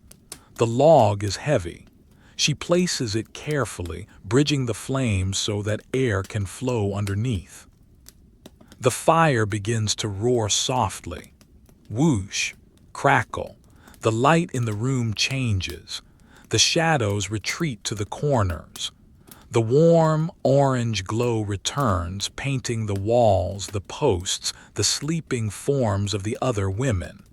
The heat begins to radiate outward, pushing the morning chill back toward the door. Astrid stays on her knees for a moment, warming her hands. She holds them out to the flames, rubbing them together. The skin, dry from the winter, makes a dry, rasping sound. Swish, swish. She watches the firelight reflect in her fingernails. This moment of solitary communion with the fire is her favorite part of the day. It is a victory. The night did not win. The cold did not win. She stands up. Her knees crack, pop, pop loud in the silence. She moves to the water barrel. The ice has reformed, thicker than the night before. It is a solid plate of glass covering the water. She picks up the wooden mallet kept beside the barrel. She strikes the ice. Thwack. It does not break, it is stubborn. She strikes again, harder. Crack. The sound is like a gunshot in the quiet house. A fissure runs across the surface. She strikes again. The ice shatters into geometric shards. She uses a strainer to scoop out the pieces, tossing them into the slop bucket. They land with a wet clatter. She dips the ladle and drinks. The water is painfully cold. It hurts her teeth. It slides down her throat like a rivulet of ice, shocking her stomach. It wakes her completely. She fills the iron kettle, smaller than the great cauldron, and hangs it over the growing fire. She will make tea. Not the tea of the East, but an infusion of pine needles and dried rose hips. It is a drink for vitamins, for scurvy prevention, for warmth. She takes a handful of dried pine needles from a basket. They are brittle, brown, and green. She crushes them in her hand. Crunch. The scent of pine oil releases, sharp, turpentine, clean. She drops them into the water. She adds a few dried rose hips, shriveled and red like old jewels. Now she must wake the others. She does not shout. She does not shake them. That would be rude. Instead, she simply begins the noise of the day. She moves the benches, scrape. She bangs the ladle against the pot intentionally. Clang. She opens the heavy wooden chest to get the meal for the porridge. The hinges groan. Ear clunk. On the sleeping platform, Elara stirs. She groans, a low, guttural sound of protest against the morning. She pulls the blanket over her head. The fire is lit, Astrid says. Her voice is rough from sleep, unused. It is a flat statement of fact. Elara emerges from the furs. Her hair is a chaotic halo of static and tangles. She blinks, her eyes adjusting to the firelight. She sits up, rubbing her face with her palms. The sound of skin on skin is soft and rhythmic. Is it cold? Elara asks. It is winter, Astrid replies. It is the only answer needed. Brynhild wakes next. She is younger and wakes more easily. She sits up quickly, shivering immediately. She wraps her arms around herself, hugging her knees. "The wind?" she asks. "Quiet," Astrid says, "waiting." The three women begin the slow dance of dressing. There is no modesty here, there is only practicality. They layer their clothes. Linen shifts next to the skin. Woolen tunics over the linen. Apron dresses over the tunics. Leg wrappings over the socks. They tie their belts. The leather is stiff with cold. They have to work the leather through the buckles, twisting and pulling until it sits right. They pin their brooches. Click. Snap. The weight of the clothes is significant. To be dressed for a Viking winter is to carry a heavy load, but it is a protective load. Brynhild moves to the hair combing bench. She picks up the comb Astrid used the night before. She begins to work on her tangles. Snick, pull. The static electricity crackles, tiny, invisible lightning bolts in the dry air. Elara goes to the food stores. Breakfast will be the remains of last night's pottage, heated up and thickened with fresh oats to make a flatbread. She takes the cold, gelatinous stew from the storage bowl. It has set into a solid mass, gray and unappealing. She puts a flat iron griddle on the fire. She waits for it to heat. She tests it by spitting on it. TSSS. The spit evaporates instantly. It is ready. She mixes the cold stew with a handful of oat flour, kneading it into a stiff dough. Her hands are covered in the white dust of the oats. Pat, pat, squeeze. She forms the dough into flat, round cakes. She places them on the hot iron. A sizzle. The smell of cooking returns to the house. It is a toasty, bready smell mixing with the pine tea. The cakes brown quickly. She flips them. The crust is golden and crisp. This is the alchemy of the morning, turning the old into the new. While the bread cooks, Astrid prepares the milking pail. She takes the wooden bucket and rinses it with a little of the boiling pine water to sterilize it and warm the wood. A cold bucket makes the goats jumpy. A warm bucket keeps them calm. She puts on her heavy cloak. It is a massive garment made of felted wool so thick it can stand up on its own. She pulls the hood up. She opens the door to the outside for a brief moment to check the weather. The light has grown stronger. It is now a pale, milky gray. The world outside is still. The snow has stopped falling, but the drifts are high, halfway up the door. The air that rushes in is shockingly clean, devoid of smoke or scent. It is the smell of ice. She closes the door quickly. Thump, the latch falls. She walks to the byre. The animals are awake. They are standing now, waiting. The cow turns her head, her breath steaming in the cooler air of the stable end. The goats are bleating softly, meh, meh, a demand for relief. Their udders are full. Astrid enters the pen. She sits on a three-legged stool. She places the warm bucket under the first goat, the gray one named Gris.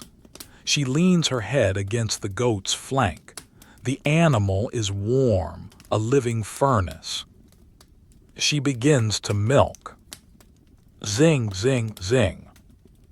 The first streams of milk hit the empty wooden bucket with a high-pitched, metallic ringing sound. The milk is frothy and steaming. It smells sweet and rich. A swish, swish, swish. As the bucket fills, the sound changes.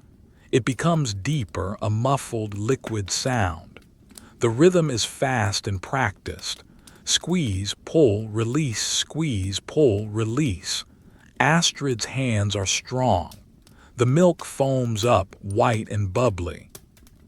The goat chews its cud, content. Astrid falls into a trance. The repetition of the milking is like a meditation. There is only the flank of the goat, the smell of the straw, and the sound of the milk. Back at the hearth, the tea is ready. Elara pours the pine infusion into 3 clay cups. The liquid is pale yellow, clear and steaming. She hands one to Brynhild.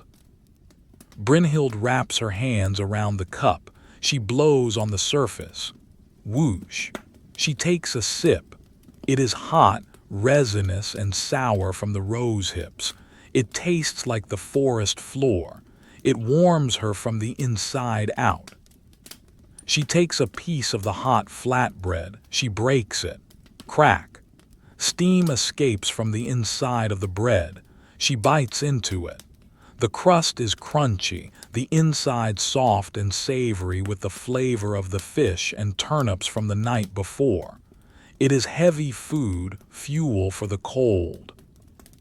Astrid returns from the byre carrying the bucket of milk. She places it on the table. The milk is still sloshing gently, gurgle, slosh. She strains it through a cloth into a storage vessel. The cloth catches the stray hairs and bits of straw. She joins the others at the fire. She takes her cup of tea. She takes her bread. They sit in silence for a while, eating and drinking. The fire is now burning brightly, consuming the ash log. The light is steady.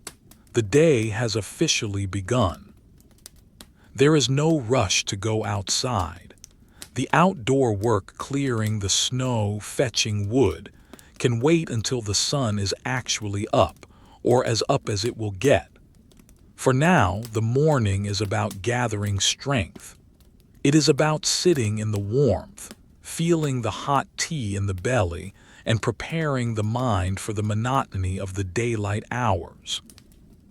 Elara picks up a small stone from the floor. She turns it over in her hand. It is a smooth river stone used for smoothing seams in sewing. She rubs her thumb over it. Smooth, cold, hard. The wind outside picks up again, a sudden gust that rattles the door in its frame. Rattle thud. The women do not look up. They continue to chew, crunch, swallow. They continue to sip, slurp. They are safe. The morning routine is a shield, a series of predictable steps that keeps the chaos of the winter at bay. Astrid finishes her tea.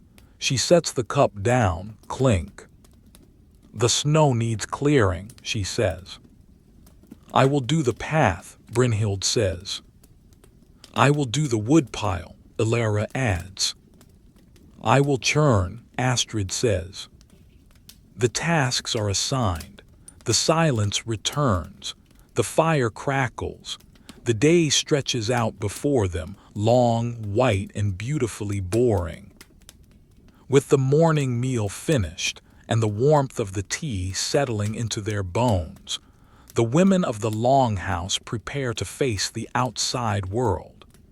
The separation between the interior sanctuary and the exterior wilderness is absolute, defined by the heavy oak door and the layers of wool they now don. Brynhild stands first. She moves to the corner where the outdoor gear is kept. She picks up a pair of overshoes made of untanned leather with the hair still on. They are shapeless, ugly things, but they are incredibly warm. She pulls them on over her indoor shoes. Tug, grunt, stamp. She ties the thongs tightly around her ankles. The leather is stiff and frozen in the shape of her foot. She reaches for her cloak. It is heavy, made of wadmal, a dense, felted wool that is almost waterproof. It smells of lanolin and woodsmoke. She throws it over her shoulders. The weight settles on her, a familiar burden. She pulls the hood up. It is lined with rabbit fur, soft against her cheeks. She ties the throat latch. She picks up the shovel. It is a wooden tool carved from a single piece of ash with an iron strip reinforcing the leading edge. It is heavy and balanced. She grips the handle. The wood is smooth, polished by years of snow clearing. She moves to the door.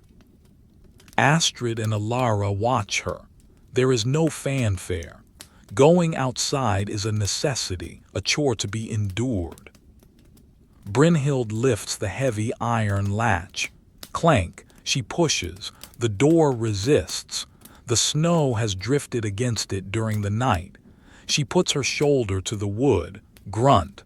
She pushes harder. Creak, crump. The snow gives way. The door opens a crack, then wider. A blast of cold air rushes into the Longhouse, instantly chilling the space near the entrance. It carries a flurry of snowflakes that dance in the sudden draft. The light from outside is blindingly white compared to the dim firelight. Brynhild steps out. She closes the door behind her. Thud. The latch falls back into place. Outside, the world is silent. The wind has died down for the moment. The silence is profound, muffled by the deep snow that covers everything. The landscape is a study in minimalism.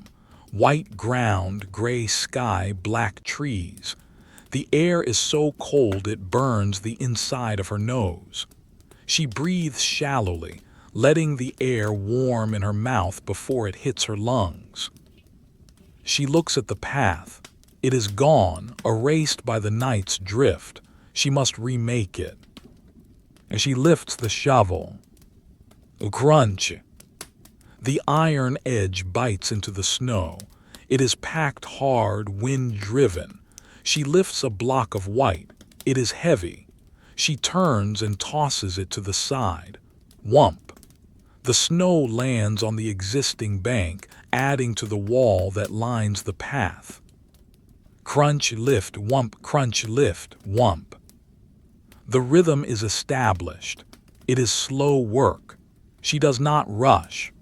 To sweat in this cold is dangerous. Sweat freezes. She works at a steady, sustainable pace. Her breath comes in white puffs that hang in the still air for a moment before dissipating. The sound of the shovel is sharp and distinct. It echoes slightly off the wooden walls of the Longhouse. Inside, the other women can hear it. Scrape, thud. It is the sound of the day's progress. Brynhild works her way down the path towards the woodpile. The snow is knee-deep in places. She cuts a trench, a canyon of white. The walls of the path are now shoulder-high. She is walking through a tunnel of snow. The texture of the walls is intricate, layers of wind-blown crystals, some sparkling like diamonds, others dull and matte. She reaches the woodpile. It is a massive stack of logs, covered by a lean-to roof. The snow has drifted in here, too, coating the logs in a fine white powder. Meanwhile, inside, Elara is preparing for her task. She needs to bring in the fuel. She takes a large carrying frame, a wooden backpack of sorts, and straps it on.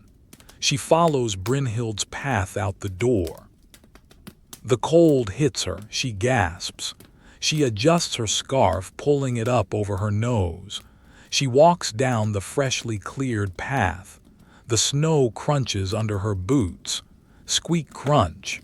Squeak crunch. The sound is high-pitched, indicating the extreme low temperature. She reaches the wood pile where Brynhild is resting, leaning on her shovel. They nod to each other. No words are spoken. Elara begins to load the wood.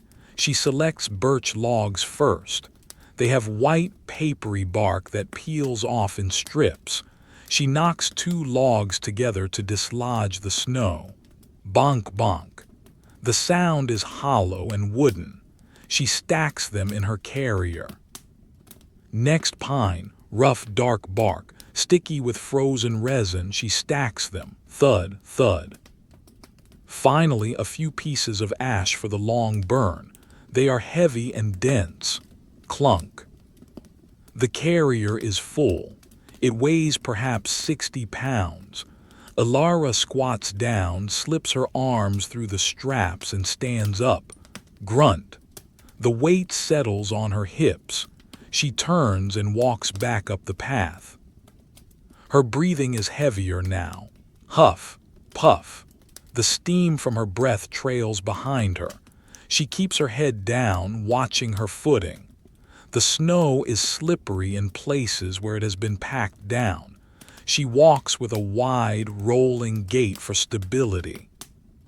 Back inside, Astrid is churning. The butter churn is a tall, narrow barrel made of oak staves bound with iron hoops. It stands near the fire, where the cream can warm slightly.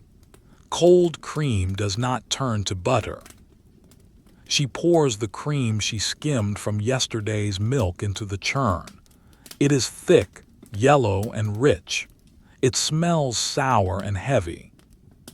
She takes the plunger, a long pole with a wooden cross at the bottom. She inserts it into the churn. She puts the lid on, sliding the handle through the hole in the center. Now begins the work. Plunge, splash, lift, plunge, splash, lift. The sound is wet and rhythmic. Gloosh, gloosh, gloosh. The cream sloshes against the sides of the barrel.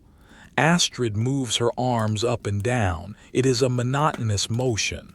Up, down, up, down. Her mind drifts. She counts the strokes. 100, 200. The cream resists. It is heavy. Her shoulders burn, but it is a good burn, a warm burn. She switches hands. Gloosh, gloosh. She listens to the change in the sound. At first, it is sloshy and liquid. As the fat globules begin to stick together, the sound deepens. It becomes more percussive. Thud, squish. Thud, squish. Outside, Elara reaches the door. She kicks it. Thump, thump. Astrid stops churning. She walks over and opens the door. Elara stumbles in, bringing a cloud of cold air and the smell of fresh snow and pine bark with her. She drops the load of wood near the hearth. Crash. The logs tumble out, a chaotic pile of fuel. Cold, Elara says, unwrapping her scarf. Her nose is red. Her cheeks are flushed. Tea is still hot, Astrid says, pointing to the kettle. Elara nods. She strips off her outer layers. The heat of the room rushes to meet her. Her skin tingles as the blood returns to the surface. It is a painful, prickling sensation, followed by a rush of warmth. Brynhild enters a moment later, stamping her feet on the threshold to knock off the snow. Stamp, stamp, stamp. She leans the shovel against the wall. She, too, sheds her layers. The pile of wet wool and leather by the door grows. The smell of damp sheepskin begins to rise as the snow on the clothes melts. Astrid returns to the churn. The butter is close. She can hear the separation happening. The sound has changed to a distinct slap splash. The solid butter is separating from the liquid buttermilk. Slap splash, slap splash. She removes the lid. Inside, floating in the thin, white buttermilk, are clumps of pale yellow granules. It is butter. She reaches in with a wooden scoop. She gathers the granules. She presses them against the side of the churn to squeeze out the liquid. Squish. She lifts the lump of butter out and places it in a wooden bowl. She begins to wash the butter. She pours cold water over it. She works it with 2 wooden paddles. Pat, pat, squeeze. The water turns cloudy as the remaining buttermilk is washed away. She pours it off. She adds fresh water. Pat, pat.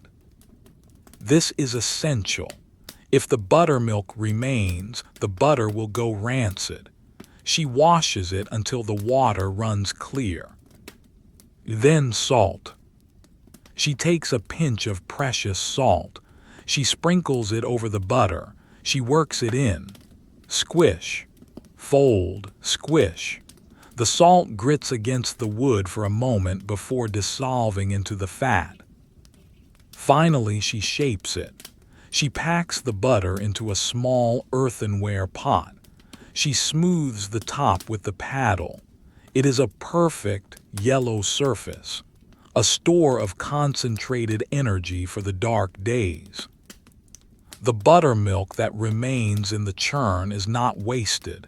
It is poured into a pitcher. It is tangy and refreshing.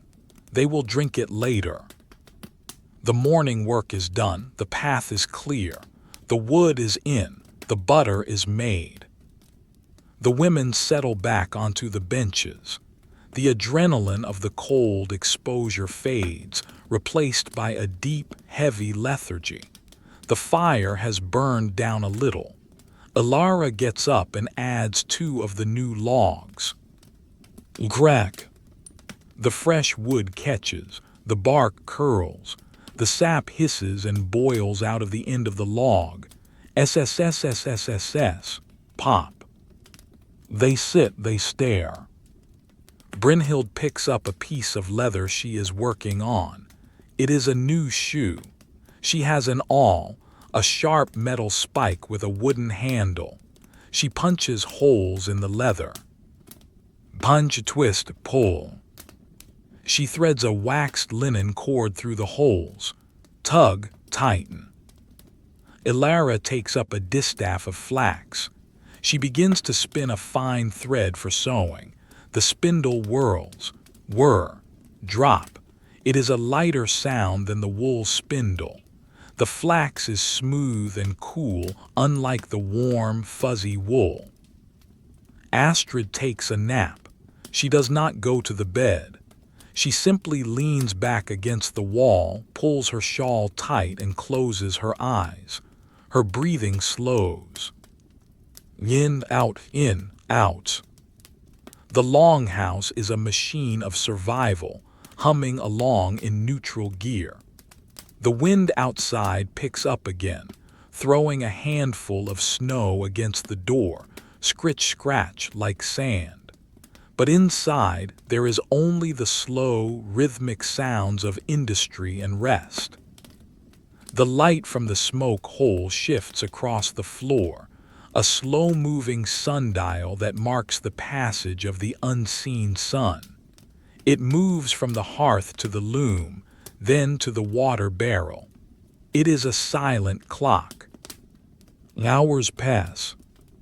The fire needs tending. Elara pokes it, clink. The water needs drinking. Brynhild dips the ladle, gloop. The shoe needs sewing, stitch, tug. It is boring. It is endlessly, beautifully boring. The mind empties of worry. There is no future, no past. There is only the sensation of the needle, the warmth of the fire, the taste of the buttermilk. A mouse skitters along a beam in the roof. They all look up, watch it for a second, then look back down. It is an event. It is discussed with a glance. Then it is over. The day wears on, gray and heavy. The snow piles up outside, undoing Brynhild's work inch by inch. But that is a problem for tomorrow. For now, the path is clear enough. For now, the wood is dry enough. For now, they are alive enough. The sun, unseen behind the veil of gray stratus clouds, has passed its zenith. In the high north, this means the quality of the light filtering through the smoke hole has shifted from a pale, milky wash to a slightly dimmer, bluer tone. The brief window of bright daylight is closing, surrendering once again to the long, inevitable slide into twilight. The afternoon stretches out, a vast, flat plane of time that must be filled with small, repetitive actions. Elara stands before the warp-weighted loom. It is an imposing structure of timber leaning against the wall at a slight angle. The warp threads, the vertical strings that form the skeleton of the fabric, hang down from the top beam, kept taut by rows of heavy stone weights that dangle just above the floor. The weights are shaped like donuts, rough-hewn from soapstone, their surfaces cool and dusty. They click softly against one another, clack, clack, whenever Elara moves the heddle rod. She is weaving a blanket. It is a diamond twill pattern, complex and dense. To create it requires a mind that can count without thinking, a body that remembers the rhythm of the throw. She picks up the shuttle. It is a boat-shaped piece of wood, smooth as bone, wound with the weft thread. A swish. She passes the shuttle through the shed, the gap between the front and back threads. It slides across the warp with a sound like a whisper. S-H-H-H-whip. She catches it on the other side. Now the beat. She takes the weaving sword, a long, flat blade of iron with a wooden handle. She inserts it into the shed and pulls it down hard against the newly placed thread. Thwack. The sound is solid and percussive.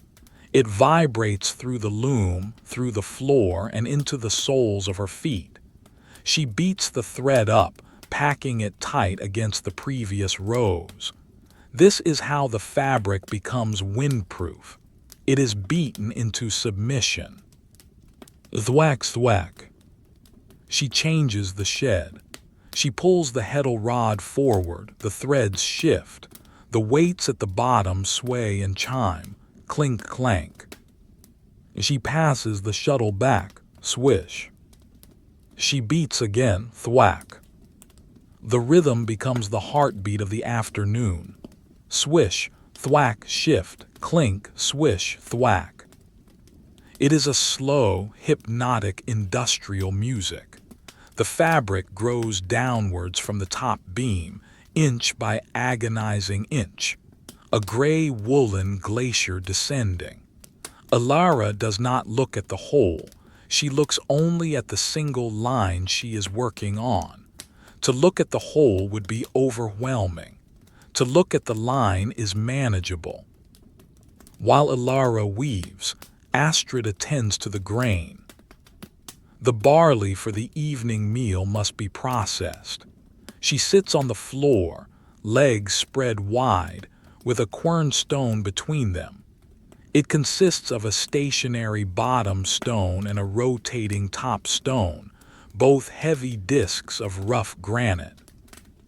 She pours a handful of grain into the central hole of the top stone.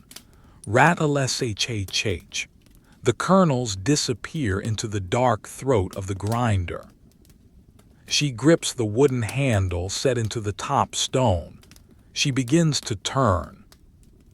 Grind, grind, grind. The sound is geological. It is stone crushing stone. It is a low, gritty rumble that can be felt in the teeth. It requires significant force. Her shoulder muscles bunch and release under her tunic. Round and round. The flour begins to spill out from the sides of the stones, collecting on the leather sheet she has placed underneath. It is coarse, beige flour, smelling of dust and dried grass. Grind, grind, scrape. Occasionally, a harder kernel catches and the rhythm stutters, crunch, stop, grind before resuming. Astrid does not speed up. She maintains a steady cadence, one that she can sustain for an hour. Her breathing syncs with the turning. Exhale on the push. Inhale on the pull. Brynhild, meanwhile, is engaged in a task of silence. She is sorting feathers. A sack of goose down, collected during the summer molt, sits beside her. She is filling a new ticking for a pillow. But the down must be separated from the stiffer, quill-bearing feathers that would poke through the fabric. She reaches into the sack. Her hand disappears into the white fluff. She pulls out a handful. It is lighter than air. If she breathes too hard, it will fly away. She works with agonizing slowness. She picks out a small feather with a hard quill. She drops it into a basket. Plip. She places the soft down into the linen bag. Pick, drop, stuff. There is no sound here, only the faintest rustle of keratin against skin. It is a tactile task. She feels for the hard spines of the quills with her fingertips. Soft, soft, hard, soft. A draft from the door catches a single piece of down. It escapes her grip. It floats upward, caught in a thermal current from the fire. It rises, spiraling lazily, white against the dark soot of the roof. Brynhild watches it. Elara watches it. Astrid pauses her grinding to watch it. The feather dances. It drifts toward the fire. It hovers over the heat. Then suddenly the updraft catches it fully and sucks it out through the smoke hole into the winter sky.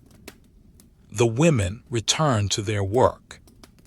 Thwack, grind, pick. The fire has settled into a bed of white ash and red coals. It needs feeding, but not yet. The room is warm enough. The heat is heavy, a tangible weight that presses against the eyelids. Mid-afternoon hunger arrives. It is not the sharp hunger of the morning, but a dull need for sustenance. Drink, Astrid says. She stops the quern stone. The silence that follows the cessation of the grinding is loud. She stands, dusting the flour from her hands. Pat, pat. She goes to the pitcher of buttermilk, the byproduct of the morning's churning. It has been sitting in the cool part of the room. She pours the liquid into 3 wooden cups. It is thick, white, and flecked with tiny particles of butter that escaped the washing. She hands the cups to the others. Elara rests the shuttle on the loom. Brynhild brushes the down from her lap. They drink. Gulp. The buttermilk is sour, sharply, shockingly sour. It cuts through the dust of the flour and the lint of the wool. It coats the tongue. It is cold and refreshing. Good, Elara says, wiping a mustache of white from her lip. Sour, Brynhild agrees. They eat a small piece of dried cheese to go with it. The cheese is hard as a rock. It must be shaved off the block with a knife. Scrape, scrape. The shavings are translucent, curling like wood shavings. The taste is intense, concentrated milk, salt, and thyme. It dissolves slowly on the tongue, savory and rich. They do not sit for long. To stop for too long is to let the cold seep back into the mind. They must keep moving, keep the blood flowing. Elara returns to the loom. She checks her tension. One of the warp threads is loose. She traces it down to the weight. The knot has slipped. She reties it. Tug, test. It is taut again. As she resumes, swish, thwack. The light outside is failing rapidly now. The blue tone of the skylight deepens to indigo. The wind picks up again, sensing the coming night. It whistles through the eaves, a high, lonely note that varies in pitch. Woo-wee-hee. Inside, the shadows lengthen. The firelight becomes the dominant source of illumination once more. The corners of the room dissolve into darkness. Astrid moves to the oil lamps. They need to be refilled for the evening. She takes a clay jug of seal oil. The oil is thick, smelling faintly of fish. She pours it into the shallow stone bowls. Glug, glug, the level rises, shiny and black. She trims the moss wicks. She uses a small pair of iron shears. Snip. The charred ends fall into the oil. She pulls up a fresh section of moss. She does not light them yet. Oil is precious. They will work by the firelight for as long as possible. Brynhild finishes the pillow. She sews the end of the linen bag shut. Stitch, pull, stitch. She fluffs the pillow. Whump, whump. It is a soft, square cloud. She places it on the sleeping platform. It looks inviting, but it is not time for sleep. She moves to the firewood brought in earlier. The snow that was clinging to the bark has melted, leaving damp patches on the floor. She wipes the floor with a rag. Swish. Wipe. She picks up a log. It is birch. She peels a strip of loose bark from it. Rip. The sound is like tearing paper. She shreds the bark into a pile of tinder for the next morning. It is mindless work. Shred, pile, shred, pile. The repetition is the point. The repetition creates a trance state. The brain stops processing time in minutes and starts processing it in tasks. One row of weaving, one cup of flour, one pile of bark. The cold presses against the walls. They can feel it. It is a physical presence, a weight pushing against the turf. But the turf holds. The moss packing holds. The door holds. Astrid looks at the smoke hole. A single snowflake drifts down, surviving the updraft. It lands on the hearthstone and vanishes instantly. Hiss. Snowing again, she observes. Heavy, Elara asks, not stopping her rhythm. Thwack. Steady, Astrid replies. It does not matter. They are inside. The wood is stacked. The food is prepped. The water is drawn. The afternoon bleeds away. The gray turns to black. The transition is seamless. One moment it is day, the next it is night. There is no sunset to watch, only a gradual thickening of the gloom. The fire seems to grow brighter as the room darkens. It becomes the center of the universe again. The women migrate closer to it, their orbits shrinking. Elara ties off a section of the weave. She lets the shuttle hang. She stretches her back. Crack. Her spine releases the tension of standing. She steps away from the loom. Done for now, she says. The silence rushes back in to fill the space where the thwack of the loom had been. It is a heavy, ringing silence. They sit. They wait. The evening routine is approaching, but there is a gap, a pause between the work of the day and the work of the night.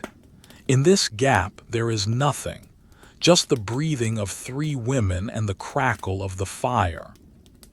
And it is enough. The world outside has ceased to exist in any visual sense. The gray twilight that lingered at the smoke hole has finally succumbed to the crushing weight of the true night. There is no moon tonight, or if there is, it is buried deep behind layers of snow-heavy clouds that span the entire horizon. The darkness pressing against the turf walls is thick, tangible, and absolute. It is a darkness that swallows sound, muffling the wind until it is nothing more than a distant, oceanic roar. Inside the Longhouse, the atmosphere shifts. The day's labor, the heavy, caloric work of chopping, grinding, and churning is done. Now begins the time of the small work, the precise work, the work that requires eyes and fingers rather than shoulders and backs. The fire in the central hearth has burned down to a calm, steady state. The aggressive flames of the cooking hour have subsided into a bed of glowing coals, covered by a latticework of charred wood that pulses with a deep, rhythmic red light. It is enough to see by, but only just. The corners of the hall are lost in shadow. It is time to light the lamps. Astrid rises from the bench. Her movements are slow, heavy with the comfort of the heated room. She moves to the shelf where the oil supply is kept. The oil is precious, rendered from the blubber of seals traded for down the coast in the autumn. It is stored in a stoneware jug with a narrow neck, corked with a plug of carved wood wrapped in linen. She pulls the cork. Plop! The sound is soft, hollow. A faint smell drifts out, a musk of the sea, heavy and fatty but not unpleasant. It is the smell of stored light. She carries the jug to the first lamp, a shallow bowl carved from soapstone, sitting on a niche in the main support pillar. The bowl is blackened by years of use. In the center floats a wick made of dried cotton grass, twisted tight. She tilts the jug. The oil flows. Glug, glug, glug. It is thick, viscous liquid. It moves like honey. It fills the bowl, surrounding the wick, soaking into the fibers. She stops just before it reaches the rim. She waits a moment for the wick to absorb the fresh fuel. The grass darkens as the oil wicks up. She returns to the fire. She picks up a splinter of pine, a spill from a bundle kept for this purpose. She touches it to the embers. FFFFFT. A small yellow flame catches on the resinous wood. She cups her hand around it, shielding it from the drafts, and carries it back to the lamp. She touches the flame to the oil-soaked grass. Hiss. The oil resists for a microsecond, then surrenders. A blue flame appears at the base of the wick, quickly growing into a clear, steady yellow teardrop. The light blooms. It is not the flickering, dancing light of the wood fire. It is a still, constant illumination. It pushes the shadows back, revealing the texture of the wood grain on the pillar, the weave of the wall hangings, the dust on the floor. She repeats the process for the second lamp near the loom, and the third near the sleeping platform. Glug soak light. 3 points of yellow light now triangulate the room. The smell of the burning seal oil begins to mix with the wood smoke. It is a distinct scent, rich, salty, and warm. It creates a localized sphere of visibility, a golden island in the dark. Elara moves into one of these pools of light. She carries a small wooden box. She sits on a low stool, arranging her skirts around her to trap the heat. She opens the box. Inside lies a collection of tools, small shears, awls, and a whetstone. Tonight she will sharpen. A dull knife is a dangerous knife. A dull needle is a frustration. Maintenance is survival. She takes out her belt knife. It is a utility blade, the iron stained dark, the handle made of polished antler. She runs her thumb lightly across the edge. It catches, but not enough. It is tired. She takes the whetstone. It is a smooth gray slab of slate, worn into a shallow curve by generations of sharpening. She spits on it. Tui. She rubs the saliva over the stone with her thumb. The stone darkens, becoming slick. This is the lubricant. She places the blade against the stone at a precise angle. She pushes it away from her, sweeping it across the surface in a long, curved motion. Whip. The sound is gritty and satisfying. It is the sound of metal being realigned. Whip. She counts the strokes, 10 on one side. She turns the knife over, 10 on the other. Whip. The rhythm is slow. There is no rush. She watches the slurry form on the stone, a gray paste of stone dust, metal filings, and spit. It smells metallic, like old coins or blood. She wipes the blade on a scrap of leather to check her progress.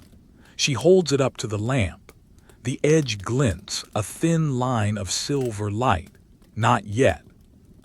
As she resumes. Whip. The repetition is a meditation. Her mind focuses entirely on the angle of the blade.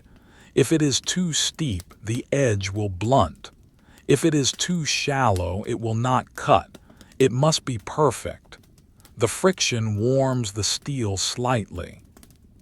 Across the fire, Brynhild has taken up her own task. She is not weaving tonight. She is nowbending.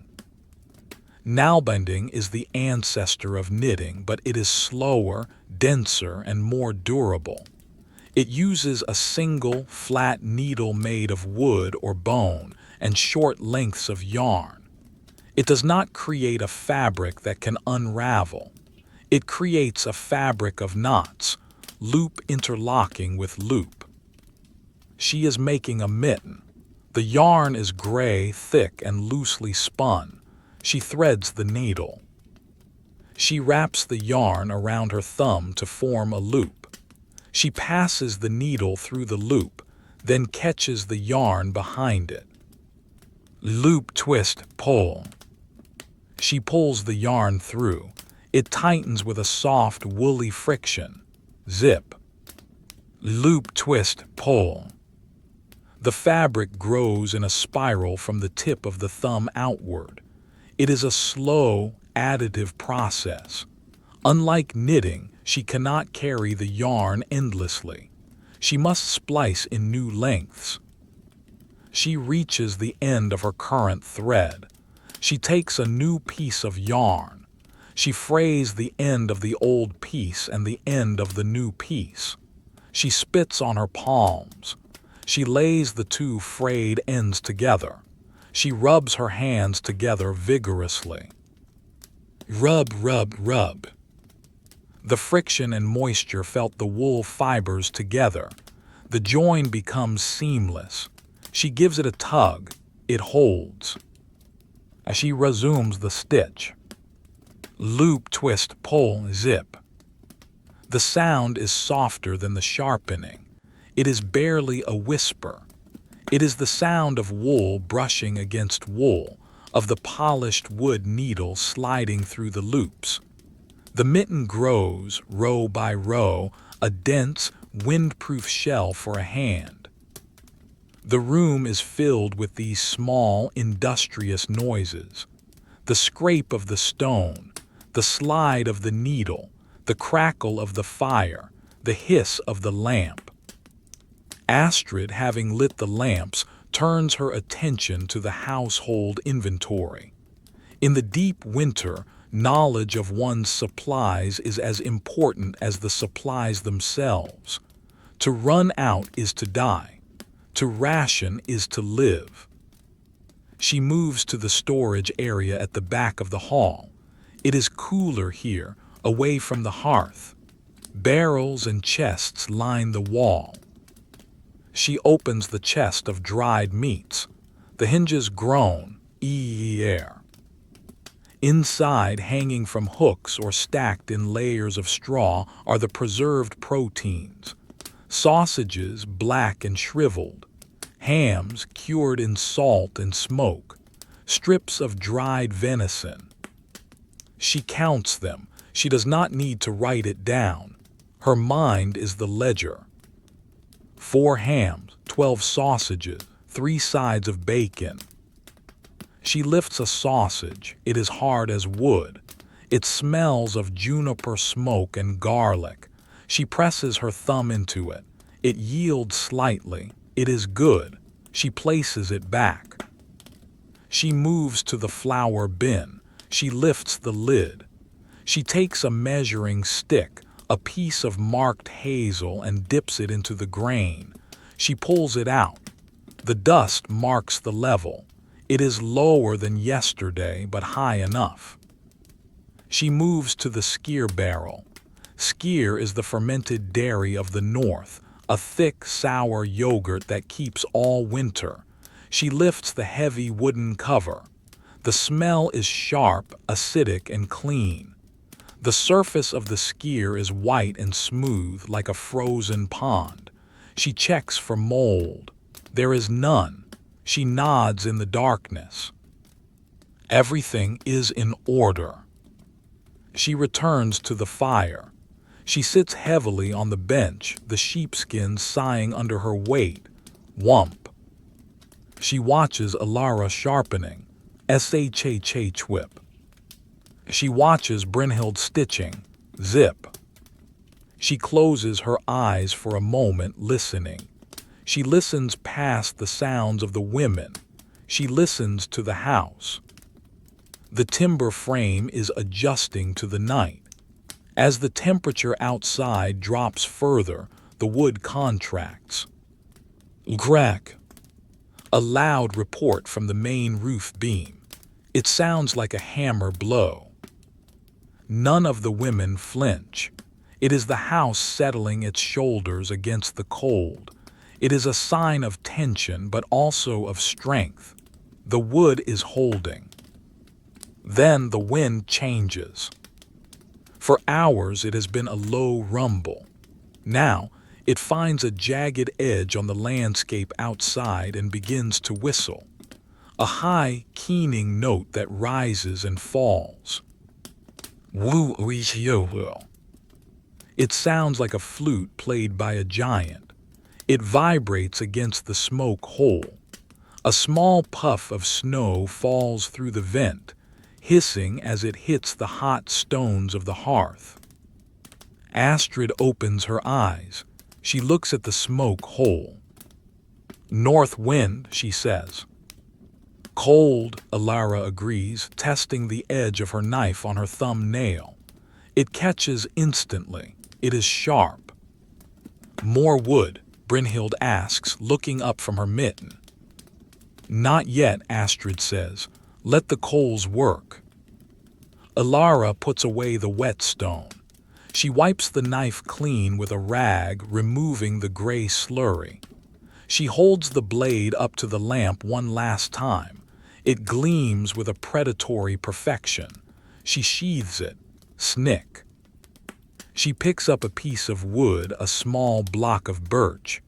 She begins to carve. She is not making a tool now. She is making a toy, or perhaps just a shape. A horse. A small, stylized horse.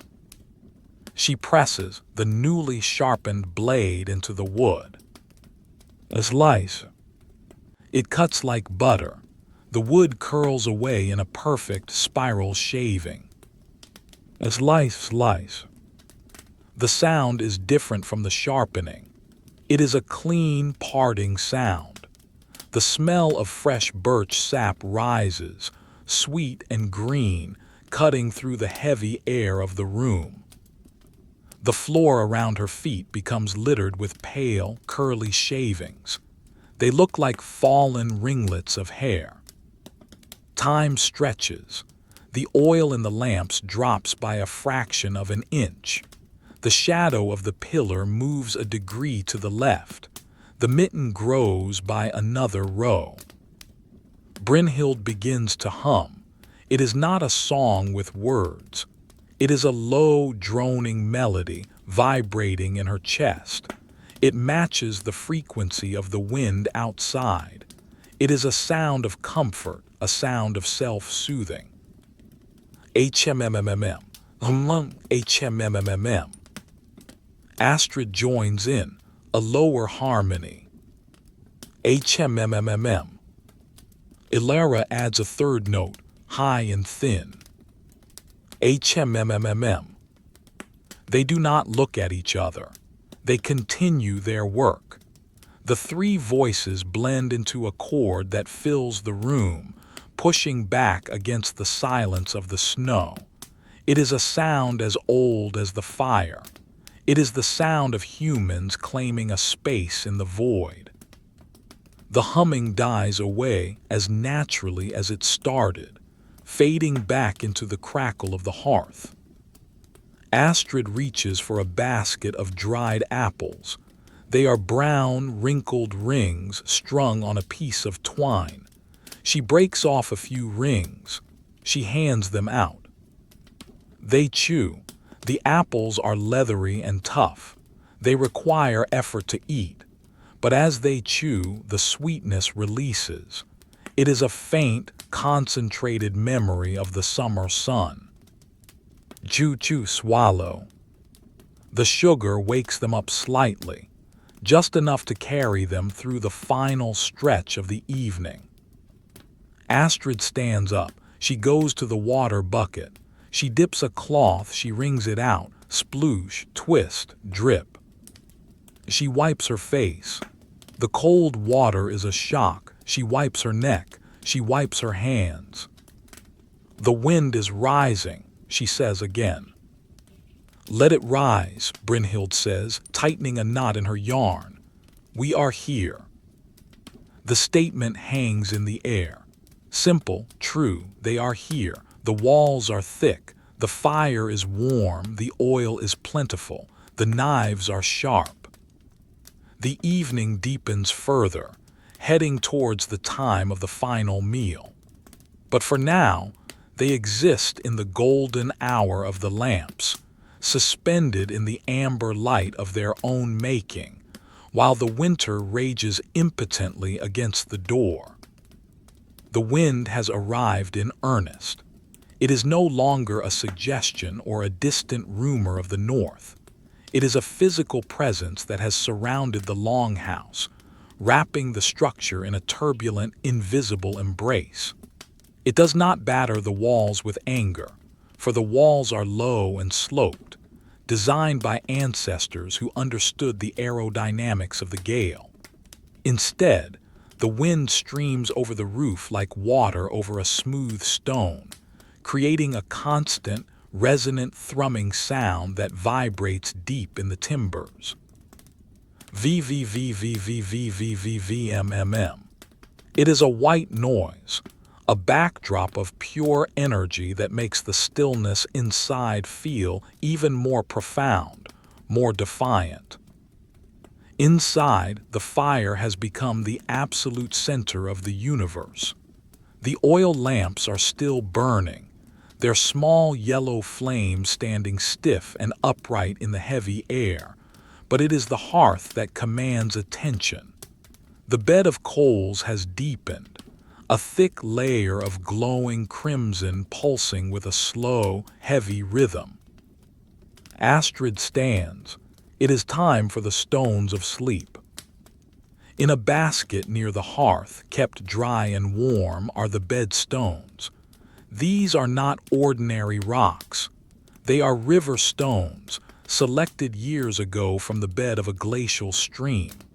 They are granite and basalt, dense, heavy, and shaped by centuries of water into smooth, flattened ovals. They are the batteries of the night. Astrid selects 3 stones. She lifts them one by one. They are heavy, cold, dense objects that seem to suck the heat from her hands. Thunk, thunk, thunk. She places them on the hearthstone, close to the red coals but not touching them directly.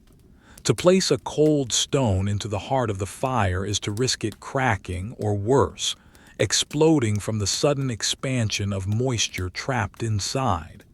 They must be courted by the heat, not ravaged by it. She arranges them in a semicircle. She takes the iron tongs. She turns the stones. A scrape. The sound of stone on stone is dry and harsh. She rotates them so that the side facing the fire is changed. She watches the surface of the granite. As it warms, the stone changes color slightly, the gray becoming deeper, almost blue in the firelight.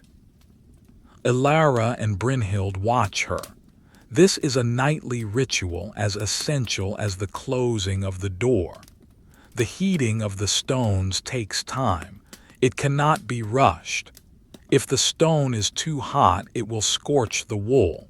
If it is too cool, it will be useless before midnight. While the stones absorb the energy of the fire, Elara prepares the final drink. It is not a meal. The time for eating is done. This is a soporific, a warm liquid to coat the stomach and heavy the eyelids. She takes an iron trivet, a 3-legged stand, and places it over the embers. She sets a small copper pot upon it. The copper is beaten thin, dented in 100 places, catching the firelight in a warm, reddish, distorting mirror. She pours in the remaining whey from the cheese-making, enriched with a splash of the goat milk saved from the morning. The liquid swirls, white and cloudy. She adds a spoonful of honey. The honey is dark, almost black, harvested from wild hives in the late summer. It is crystallized, a solid lump of amber sugar. She drops it into the pot. Plop. She stirs. The spoon is wooden, worn smooth. Swish, swish. She watches the honey dissolve. It melts slowly, trailing ribbons of gold through the white liquid before disappearing. The smell rises with the steam. It is a sweet, lactic scent, comforting and infantile. It smells of safety. Brynhild puts down her mitten. She has finished the row. She secures the needle in the fabric. She stands and stretches. Her shadow stretches with her, a long, dark giant unfolding against the curved wall of the roof. She moves to the sleeping platforms. The furs are cold. The air near the walls is significantly lower in temperature than the air near the fire. She begins to fluff the bed. She pulls back the heavy coverlet. She beats the reindeer skins. Whump, whump. This introduces air into the fur, restoring the loft that has been compressed by the previous night's sleep. The air is the insulator. Flatter fur is colder fur. She rearranges the straw and the ticking beneath. It rustles loudly, crackle, scrunch. She punches it into shape, creating a depression for the hips, a depression for the shoulders. She is sculpting a nest. Back at the hearth, Astrid turns the stones again. Clink. She spits on her finger and touches one of the stones quickly. TSSSD.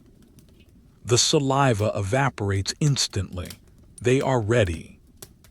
Now comes the wrapping. She takes 3 pieces of old, thick wool cloth kept specifically for this purpose. They are scorched in places, brown marks of previous nights. She lays the cloth out on the bench. Using the tongs, she lifts the first stone. It radiates heat. She can feel it on her face from 2 feet away. She places the stone in the center of the cloth. Thump. She folds the wool over the stone. Fold left, fold right, tuck the ends. It forms a heavy, warm brick. The wool creates a barrier, allowing the heat to release slowly over hours rather than all at once. She hands the first wrapped stone to Brynhild. Brynhild takes it. She holds it against her chest for a moment. "Good heat," she whispers. She carries it to her bed. She slides it deep under the furs down to where her feet will go. She pats the furs down over it, trapping the heat. Astrid wraps the second stone. Fold, tuck. She hands it to Elara. Elara takes it. She holds it in both hands, letting the warmth seep into her palms, thawing the stiffness of the weaving. She carries it to her platform. She slides it in. Rustle, slide, pat. Astrid wraps the third stone for herself. She places it in her own bed. The beds are now engines of warmth. The stones will radiate heat into the trapped air pocket of the furs. When the women eventually climb in, they will not be met by the shock of cold sheets, but by a pre-warmed haven. The drink is ready. Elara lifts the copper pot from the trivet using a thick rag. Steam billows up, white and thick. She pours the hot milk and honey into 3 clay beakers. Glug, glug, glug. The liquid is pale beige, steaming furiously. She hands the beakers out. They sit on the bench nearest the fire one last time. The wind outside howls, a long, drawn-out note that sounds like a wolf on a distant hill. Ow-woo-woo-woo. They hold the cups with both hands. The clay is hot. They blow on the steam. Whoosh, whoosh. Astrid takes a sip. It is scalding, sweet, and rich. It coats her throat. The heat travels down her esophagus, a glowing line of warmth that settles in her stomach. It is a sedative. The sugar, the fat, the heat, it signals the body that the day is absolutely done. They drink in silence. There is nothing to say. The wind says everything for them. It speaks of the cold, the void, the hostility of the world. And the fire speaks of the answer, the warmth, the enclosure, the survival. Elara looks at the door. The heavy oak planks are vibrating slightly in the frame. A tiny drift of snow has managed to squeeze through the very bottom, a fine white powder on the threshold. She stands up. She goes to the door. She does not open it. She takes an old sheepskin, worn bald in patches, and rolls it into a sausage shape. She presses it against the bottom of the door, jamming it into the gap. A shove, push, kick. She kicks it tight with her heel. The draft is stopped. The powder snow melts into a small, dark, damp spot on the floor. She returns to her seat. "The drift will be high tomorrow," she says softly. "We have shovels," Brynhild replies, staring into her cup. "We have backs," Astrid adds. It is a philosophy of acceptance. The snow falls, they shovel. The snow falls again, they shovel again. It is not a battle to be won, it is a rhythm to be joined. They finish their drinks. The dregs of the honey and milk leave a sticky, sweet film at the bottom of the cups.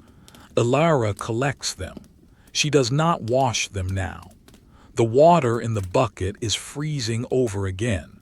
She sets them aside near the hearth to be dealt with in the morning light. It is time for the fire's final transition. This is the most delicate operation of the day. The fire must be put to sleep but not killed. It must slumber. Astrid takes the ash rake, a piece of iron shaped like a hoe. She begins to gather the coals. Scrape, rattle, scrape. She pulls the glowing red embers together into a tight pile in the center of the hearth. They are fiercely hot, a concentrated mass of energy. They pulse with light breathing. Next, she selects a keeping log. This is a piece of dense, hardwood, oak or beech that is green enough to burn slowly but dry enough to catch. She places it on top of the pile of coals. Thud! The log begins to smoke immediately. SSSSSS. The sap boils. Now the blanketing. Astrid scoops up the gray ash from the perimeter of the hearth. This ash is cool, dead, and insulating. She begins to shovel it over the coals and the log. Shhwump, shhwump. She covers the red glow. The light in the room begins to die. The bright orange fades to a dull red, then to nothing as the ash covers it completely. She builds a mound of ash, a gray tumulus in the center of the house. She pats it down gently with the back of the shovel. Pat, pat. She looks for smoke. A thin wisp curls up from the top of the mound. This is good. It means the fire breathes. If she smothers it too much, it will die. If she covers it too loosely, it will burn out. It must be perfect. She watches it for a full minute. The wisp continues, steady and thin. The fire is banked. It will sleep until dawn, holding a core of heat that will be woken with a breath. The room is now dark, lit only by the 3 oil lamps which are burning low. The temperature seems to drop instantly without the radiant heat of the open flames. The women move to the lamps. Brynhild goes to the one by the door. She leans in. She blows. Puff! The flame vanishes. A curl of oily smoke rises. The darkness claims that third of the room. Elara goes to the one by the loom. Puff! Darkness claims the second third. Now there is only the single lamp near the sleeping platforms. It casts long, distorted shadows of the women against the turf walls. They look like giants, ancient spirits of the house. They begin to unpin their hair. The braids, which have held tight all day, are loosened. Astrid undoes the leather thong. She unravels the plait. Her hair is crinkled, holding the wave of the braid. She shakes her head. Swish. The hair falls around her face, a curtain of gray. It is a relief. The tension on her scalp releases. Elara runs her fingers through her scalp. Scritch, scritch. She massages the roots. She sighs. A long, shuddering exhale that seems to let go of the last of the day's labor. They remove their outer tunics. The heavy wool slides off. Rustle, drop. They fold them in the dark. They know the folds by touch. They place them on the benches, ready for the blind grab of the morning. They are left in their linen undershifts. The linen is cool, but they are about to enter the warmth. Brynhild climbs into her bed first. Creak, rustle. She finds the stone with her feet. It is a glorious, intense heat. She gasps. Lava. She wraps her feet around the wool-covered stone. The heat shoots up her legs. She pulls the furs up to her chin. She wiggles down, creating a seal around her shoulders. She buries her head in the down pillow she made. It smells of goose and lavender. Elara climbs in next. Rustle settle. She curls into a ball surrounding her stone. She is a fetus in a womb of fur. Astrid stands by the last lamp. She looks around the room one last time. She cannot see much, just the vague outlines of the posts and the faint gray square of the smoke hole above, where the wind is singing its song. She checks the mental list. Door blocked, animals fed, water covered, fire banked. She leans over the lamp. Puff. The last light dies. The darkness is total. It is a physical weight pressing against the eyes. For a moment there are phantom spots of light in her vision, memories of the flame. Then nothing. Astrid navigates to her bed by memory and touch. She feels the wooden post. She feels the edge of the platform. She climbs in. The straw mattress crunches under her weight. She slides her legs down. Her feet hit the hot stone. The relief is immediate. The tension in her lower back dissolves. She pulls the reindeer skin up. She pulls the sheepskin up. She pulls the blanket up. 3 layers of protection. She lies on her back. She listens. The wind is louder now that the fire is quiet. It sounds like the ocean. It sounds like a river. It sounds like a breathing beast. Woo-woo, rattle, the door creak, the roof. Inside, the sounds are intimate. Brynhild's breathing has already slowed. In, out, in, out. It is a soft, whistling sound. Elara shifts, the straw crackling, then she settles. Astrid closes her eyes. It makes no difference to the darkness, but it signals the mind. The Longhouse is a capsule floating in a white void. They are the crew, sleeping in shifts, though now they all sleep together. The heat from the stones travels slowly through the bed, a spreading stain of warmth. Astrid's thoughts begin to fragment.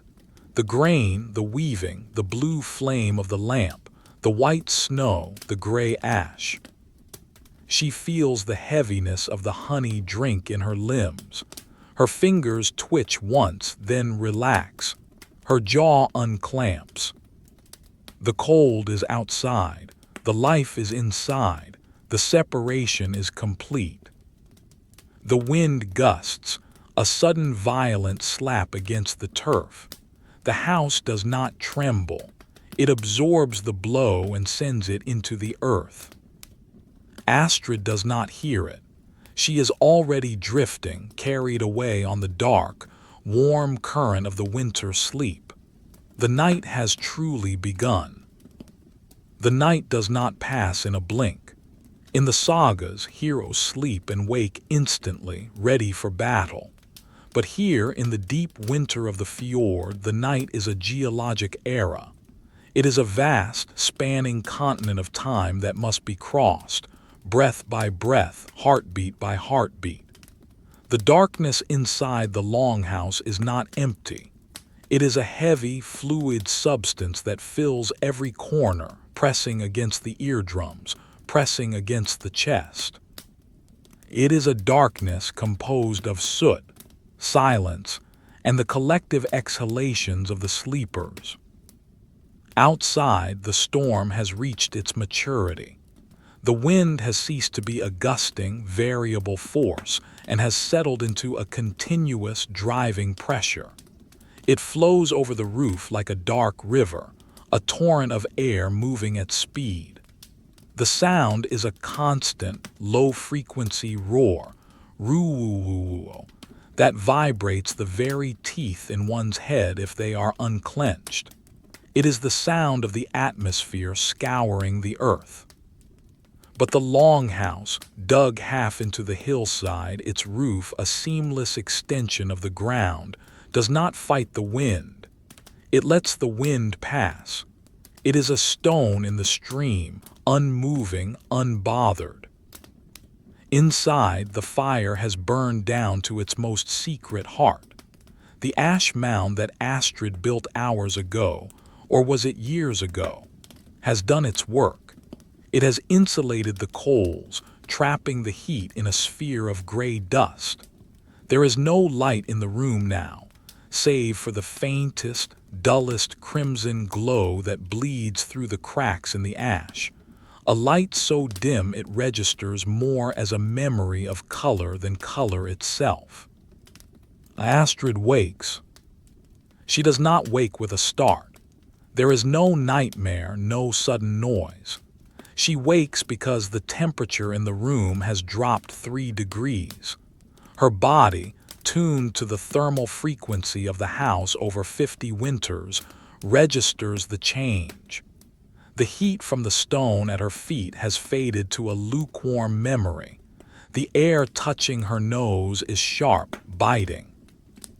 She lies still for a long time. To move is to break the seal. To move is to invite the cold air into the warm pocket of the bed. She listens. In, out, in, out. Elara is breathing deeply, a rhythmic, wheezing sound that speaks of deep exhaustion. Brynhild is silent, save for the occasional rustle of straw as she shifts in her sleep. Astrid counts her own heartbeats. Thump, thump, thump, thump. The rhythm is slow, torpid like a bear in a cave. She tests her fingers, they are stiff. The cold has seeped into the joints. She decides to rise. The fire must be checked. If it dies, the morning will be a misery of flint and steel and shivering. If she tends it now, the morning will be a gentle awakening. She pushes the heavy sheepskin down. The cold air rushes over her linen shift. It is a physical shock, a splash of invisible water. She gasps softly, h-h-h-hoo, and swings her legs out. Her feet find the floor. The earth is freezing. It sucks the heat from her soles instantly. She curls her toes, gripping the hard-packed dirt. She stands, her knees pop, crack. The sound is startlingly loud in the roar of the wind. She waits, freezing in place to see if anyone stirs. No one does. The sleep of the winter is a heavy sleep. She moves towards the hearth. She does not need light. She knows this room better than she knows the back of her hand. She knows that 3 steps take her past the post. She knows that 4 more steps bring her to the edge of the hearthstones. She navigates by the topography of the floor, the slight dip where the earth has been worn away by the loom, the ridge near the fire. She reaches the hearth, she kneels. The stones are still warm, radiating a faint, dying heat against her knees. She picks up the iron poker. It is ice cold. She shivers. She gently probes the ash mound. Grunge shift. She pushes the gray dust aside. Deep inside, like a buried jewel, the keeping log glows. It is a deep, angry red, pulsing with heat. It has not burned out. It has merely slumbered. She is satisfied. She nudges it slightly, exposing a fresh face of charcoal to the tiny airflow. Crackle.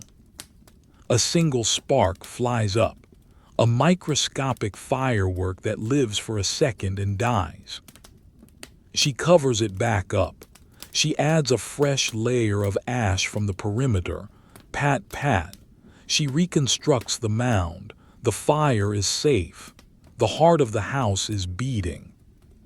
She stands again. The wind outside shifts. A sudden gust hammers against the door. Thud. The timber groans. The latch rattles in its iron staple, clink-clank. Astrid moves to the door. She cannot see it, but she can feel the draft. A thin blade of freezing air is slicing through the jamb, cutting across the floor at ankle height. She reaches out in the dark. Her hand finds the old sheepskin she stuffed there earlier. It has shifted. The wind has pushed it aside. She kneels again. She pushes the wool back into the gap. Shove, twist, pack. She uses her fingernails to wedge the fabric deep into the wood. The flow of cold air stops.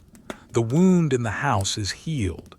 She runs her hand along the frame, checking for other leaks.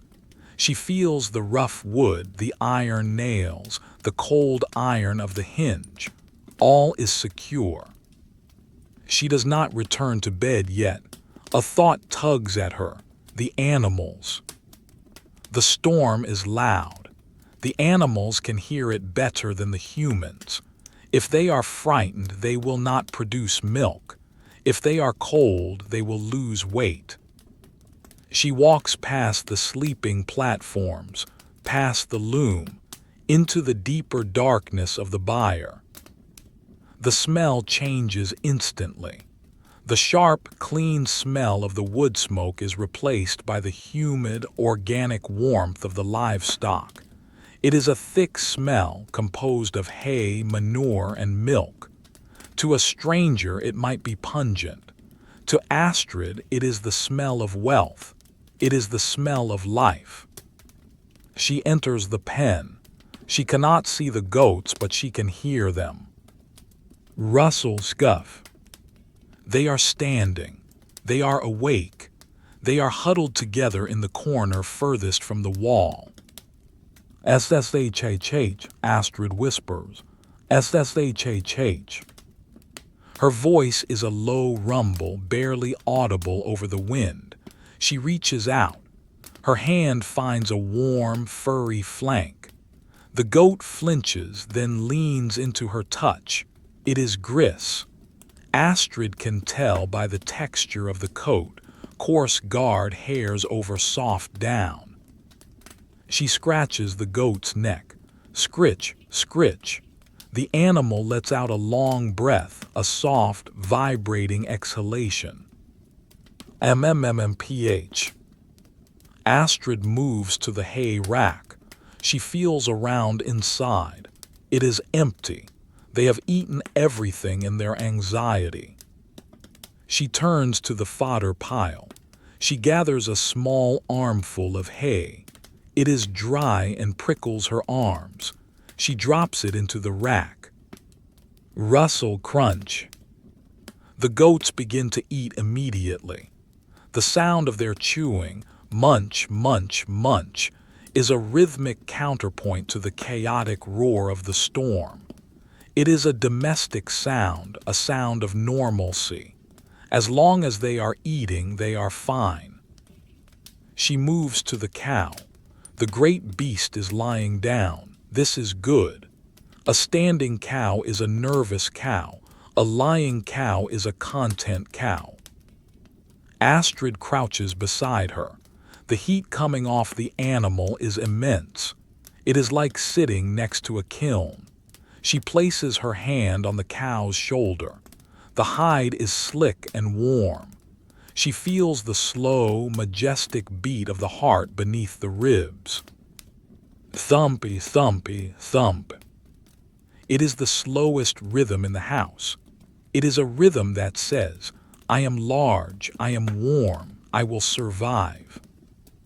Astrid leans her forehead against the cow's flank for a moment.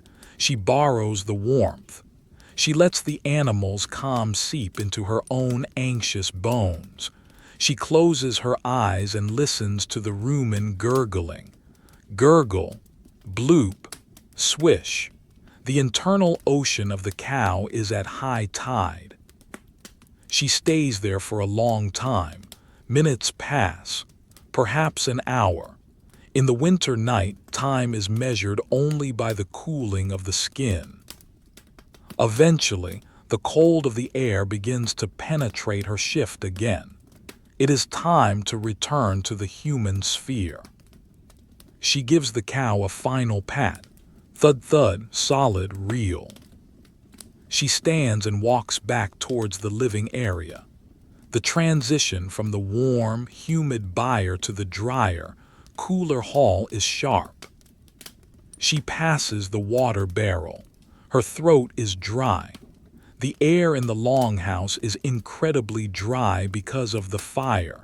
It sucks the moisture from the skin and the lungs. She reaches for the ladle. She breaks the ice again. It has reformed in the short time since she went to bed. Tink. It is thinner this time, just a skin. She dips the ladle, she drinks. The water is shocking. It tastes of the granite rocks of the stream bed. It tastes of the snow. It wakes her up, sharpens her mind, then instantly cools her core. She shivers violently. Byre. She wipes her mouth with the back of her hand. She navigates back to her bed. The journey seems longer now. Her feet are numb blocks of ice. She finds the wooden post of her bed frame. She climbs in. The furs have held some of the warmth, but not all. The spot where she lay is cooler now. She curls up, pulling her knees to her chest to conserve heat. She finds the stone at the bottom of the bed. It is no longer hot, but it is warmer than the air. She presses her frozen feet against it. Lie. The sensation of the stone against her soles is a dull, aching relief. She pulls the blankets up. She tucks the edges under her shoulders. She creates the seal again. She lies on her back, staring up into the invisible roof. The storm rages on. Woo-woo, rattle, thrum. She imagines the snow outside. She imagines it piling up against the walls. By morning, it will be halfway up the roof. The house will be a snow cave. This is good. Snow is insulation. The more snow, the warmer the house. Let it fall. Let it bury them. Her breathing slows again. She sinks it with Elara S. In, out. The thoughts begin to dissolve. The anxiety about the fire is gone. The anxiety about the animals is gone. The draft is fixed. The hunger is distant. She drifts into a hypnagogic state, that floating world between wakefulness and dreams. Images flash before her eyes. A green meadow in summer. The flash of a silver fish in a net. The yellow eye of a goat. The red pulse of the coal. The sounds of the house become music. The creaking timber is a cello. The wind is a flute. The breathing is a drum. It is a lullaby composed of boredom and safety. She rolls onto her side. The straw mattress conforms to her hip. Crunch. She pulls the reindeer hair up over her ear to muffle the wind. The silence inside the fur is absolute. It is a warm, musky silence. She is a seed in the earth. She is a bear in a den. She is a woman in a longhouse. As she sleeps, hours later, or perhaps moments later, the concept of duration is meaningless. There is a sound, a new sound. It is not the wind, it is not the fire, it is a small scratching sound. Scritch, scratch. It comes from the storage area. Brynhild wakes, she hears it. She does not move, she listens. Scritch, scratch, gnaw. A mouse, a winter guest. It has found the grain bin. Brynhild lies in the dark and considers the mouse. She should get up. She should chase it. She should protect the grain. But the furs are so warm. The air is so cold. And the grain bin is so far away. She listens to the gnawing. It is a determined sound. The mouse is working hard. It is hungry just like them. It is cold just like them. Gnaw, gnaw, gnaw. The sound is rhythmic. It is almost soothing.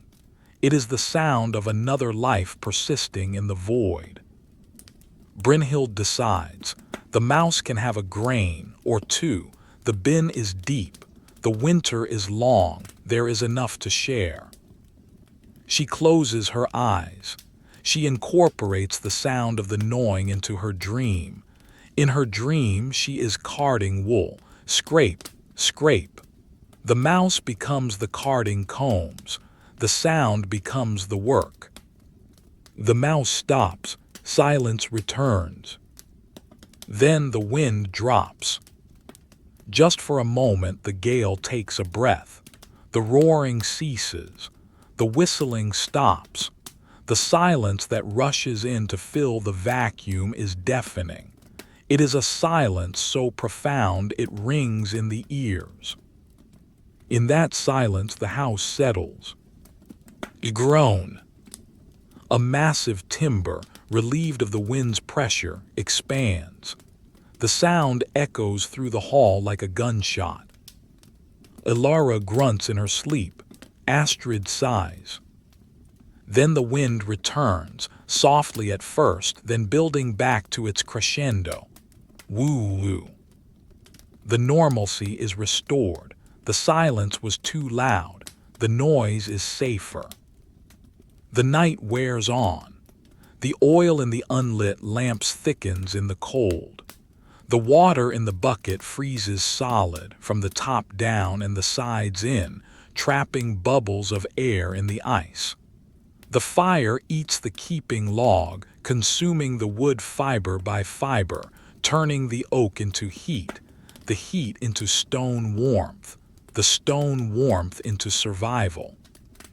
The women turn in their sleep. They are rotating on a spit of warmth, left side, right side, back.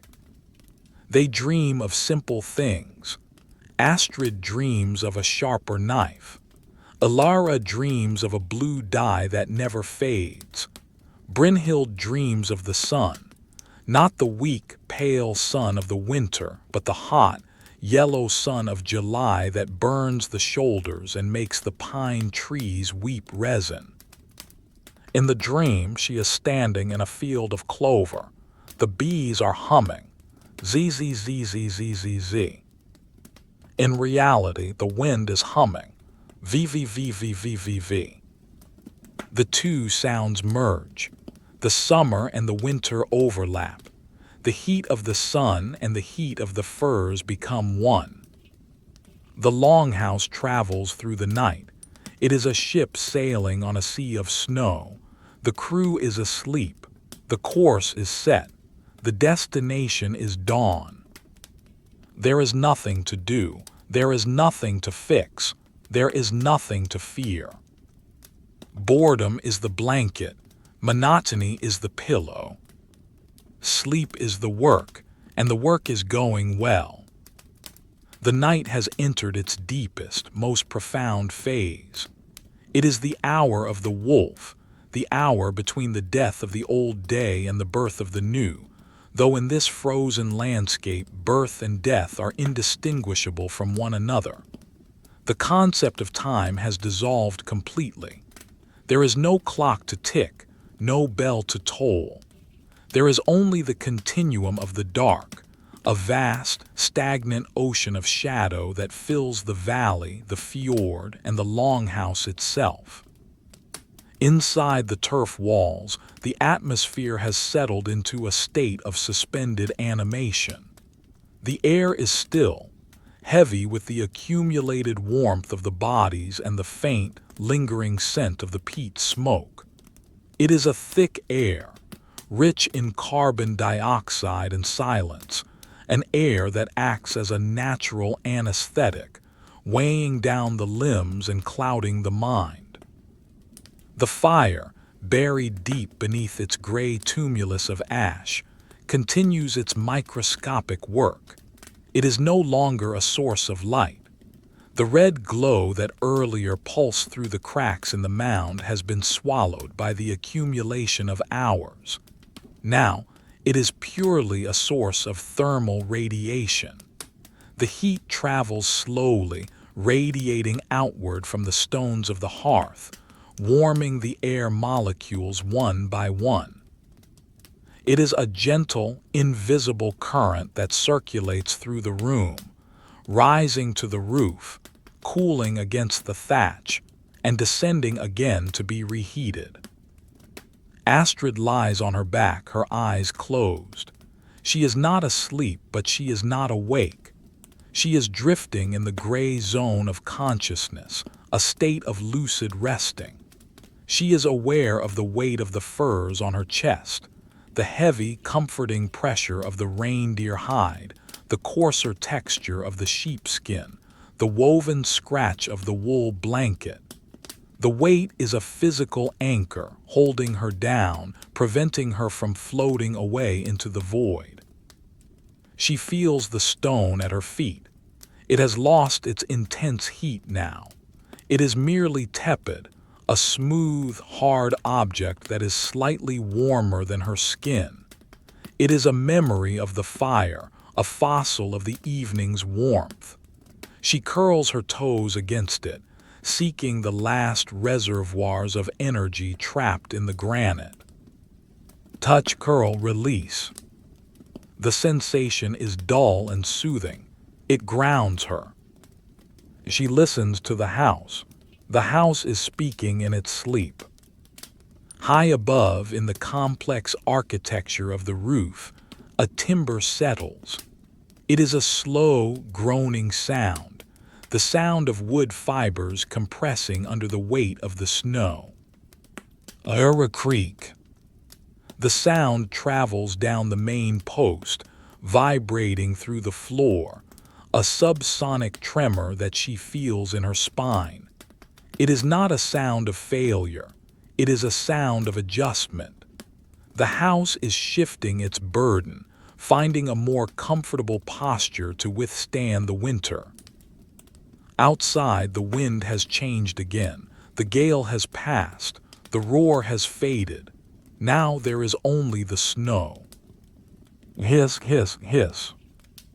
It is the sound of millions of ice crystals colliding with the turf roof. It is a dry, sibilant sound, like sand being poured onto a drum. The snow is falling heavily, burying the house deeper. With every hour, the layer of insulation grows thick. With every hour, the world outside becomes more distant, more abstract. The Longhouse is becoming a capsule. It is being erased from the landscape, turned into a mere bump in the white field. Inside, this erasure feels like safety. To be hidden is to be secure. To be buried is to be embraced. Elara shifts in her sleep. She turns onto her side. The straw in her mattress rustles, a dry, grassy sound that evokes the memory of the summer fields. Crackle shhh. She pulls her arm in, tucking her hand under her cheek. Her breathing changes pitch, becoming a soft, rhythmic whistle. Wee-hoo. It is the sound of deep, restorative slumber. She is dreaming of the loom.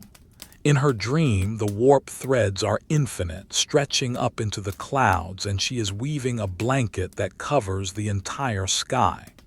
It is a boring dream, a repetitive dream, and it keeps her asleep. Brynhild does not move. She is a statue of rest. She is wrapped so tightly in her furs that only the top of her head is visible, a tuft of fair hair against the dark pillow. She is generating her own microclimate. The air inside her cocoon is tropical, moist, and hot. She is a furnace of life in the center of the ice. Astrid's mind begins to wander through the inventory of the house again. It is a habit she cannot break, a mental rosary she prays to ward off the cold. She visualizes the storage room. She sees the barrel of salted meat. The meat is dark red, sitting in the brine. It is heavy. It is dense. It is waiting. She sees the sack of dried peas. They are hard, yellow spheres, thousands of them. They are smooth. They rattle if you touch the sack. Rattle, rattle. She sees the pile of dried fish. They are stiff like planks of wood. They smell of the ocean. They are stacked in a crisscross pattern for airflow. She counts the fish in her mind. 1 fish, 2 fish, 3 fish, 10 fish, 20 fish. The counting is slow. It matches the rhythm of her breathing. 50 fish, 60 fish. The monotony of the counting is a drug. It smooths out the wrinkles in her brain. It pushes away any thought of the future, any worry about the thaw. There is only the fish. There is only the sack. There is only the dark. The temperature in the room continues its microscopic descent. It is not freezing, but it is crisp. The moisture in the air from their breath begins to condense on the coldest surfaces.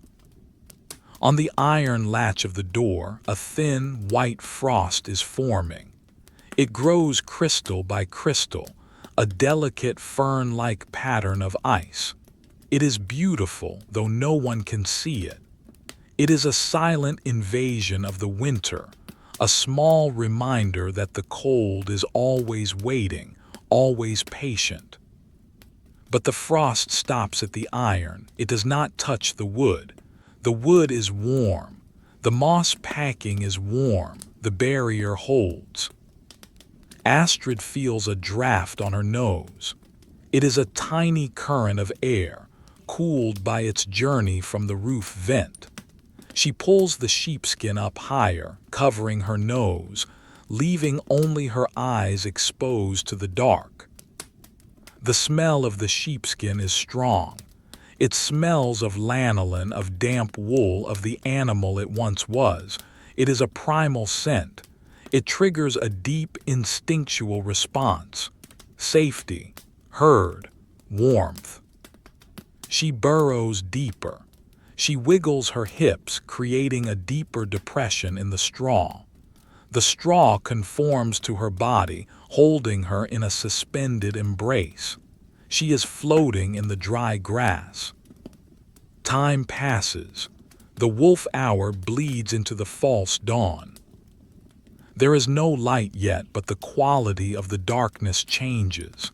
It becomes less velvety, more gray. The heavy oppression of the night lifts slightly, replaced by a cold, austere clarity. Astrid opens her eyes for a moment.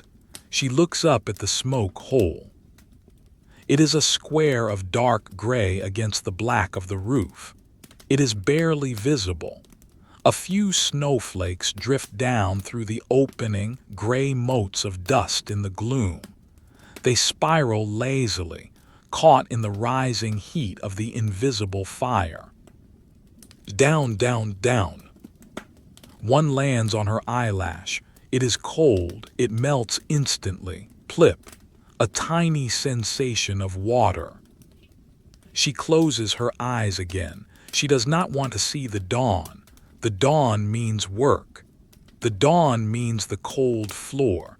The dawn means the shovel. She wills the night to last longer. She pushes her mind back down into the warmth. She focuses on her feet. They are warm. She focuses on her hands. They are warm. She focuses on her belly. It is full. She thinks of the cow at the other end of the longhouse. She imagines the cow is awake now, chewing her cud. Grind, grind, swallow. She imagines the heat rising from the cow's back, a column of steam in the dark byre. She imagines the smell of the hay. The connection to the animals is a silver thread that runs through the house. They are all in this together, the women and the beasts, a single biological unit fighting the entropy of the winter. The silence deepens even further. The wind has stopped completely. The world outside is holding its breath. This absolute silence is the loudest sound of all. It is a vacuum. It rings in the ears. Ee. It is the sound of the blood rushing in the veins. It is the sound of the nervous system idling. Astrid sinks into it. She lets the silence fill her ears like water. She lets it wash away the memory of the wind. She thinks of the snow outside. It must be 3 feet deep by now. It has smoothed the world into a perfect white sheet. There are no paths, there are no landmarks. There is only the white. To walk in it would be exhausting. To shovel it will be hard. But that is for later. For now, there is only the lying still. She feels a profound sense of boredom, and it is exquisite. It is a luxury. To be bored means there is no emergency. To be bored means the wolves are far away. To be bored means the fire did not go out. She embraces the boredom. She wraps it around herself like another blanket. She loves the monotony. She loves the sameness. Tomorrow she will wake up. She will light the fire. Whoosh, she will melt the ice. Crack, she will milk the goat. Swish, she will spin the wool. Whir. It will be exactly the same as today, and the day after that, and the day after that. This repetition is a circle. A circle has no end. A circle is strong. Her breathing slows to a crawl. In, out. The gap between the breaths becomes longer. In that gap, there is total peace. The gray square above slowly brightens imperceptibly. It turns from charcoal to slate, but the women do not see it. They have descended into the final, deepest cycle of sleep. The fire settles one last time. The ash mound shifts. Phhhht. A soft sound of dust falling. A pocket of air collapses. The heat is locked in. The Longhouse is a motionless ship in a frozen sea. The crew is unconscious. The cargo is safe. The journey is static. There is nothing left to do. The story has been told. The wool has been spun. The food has been eaten. The door has been sealed. Astrid's mind lets go of the last anchor. The image of the fish sack fades. The image of the cow fades. The sensation of the stone fades. There is only the dark, warm, velvet nothingness. The winter wraps its white arms around the house and holds it tight. The snow continues to fall, flake by silent flake, covering the roof, covering the path, covering the world. And in the deep, warm heart of the drift, the women sleep. They sleep, they sleep, they sleep. The end.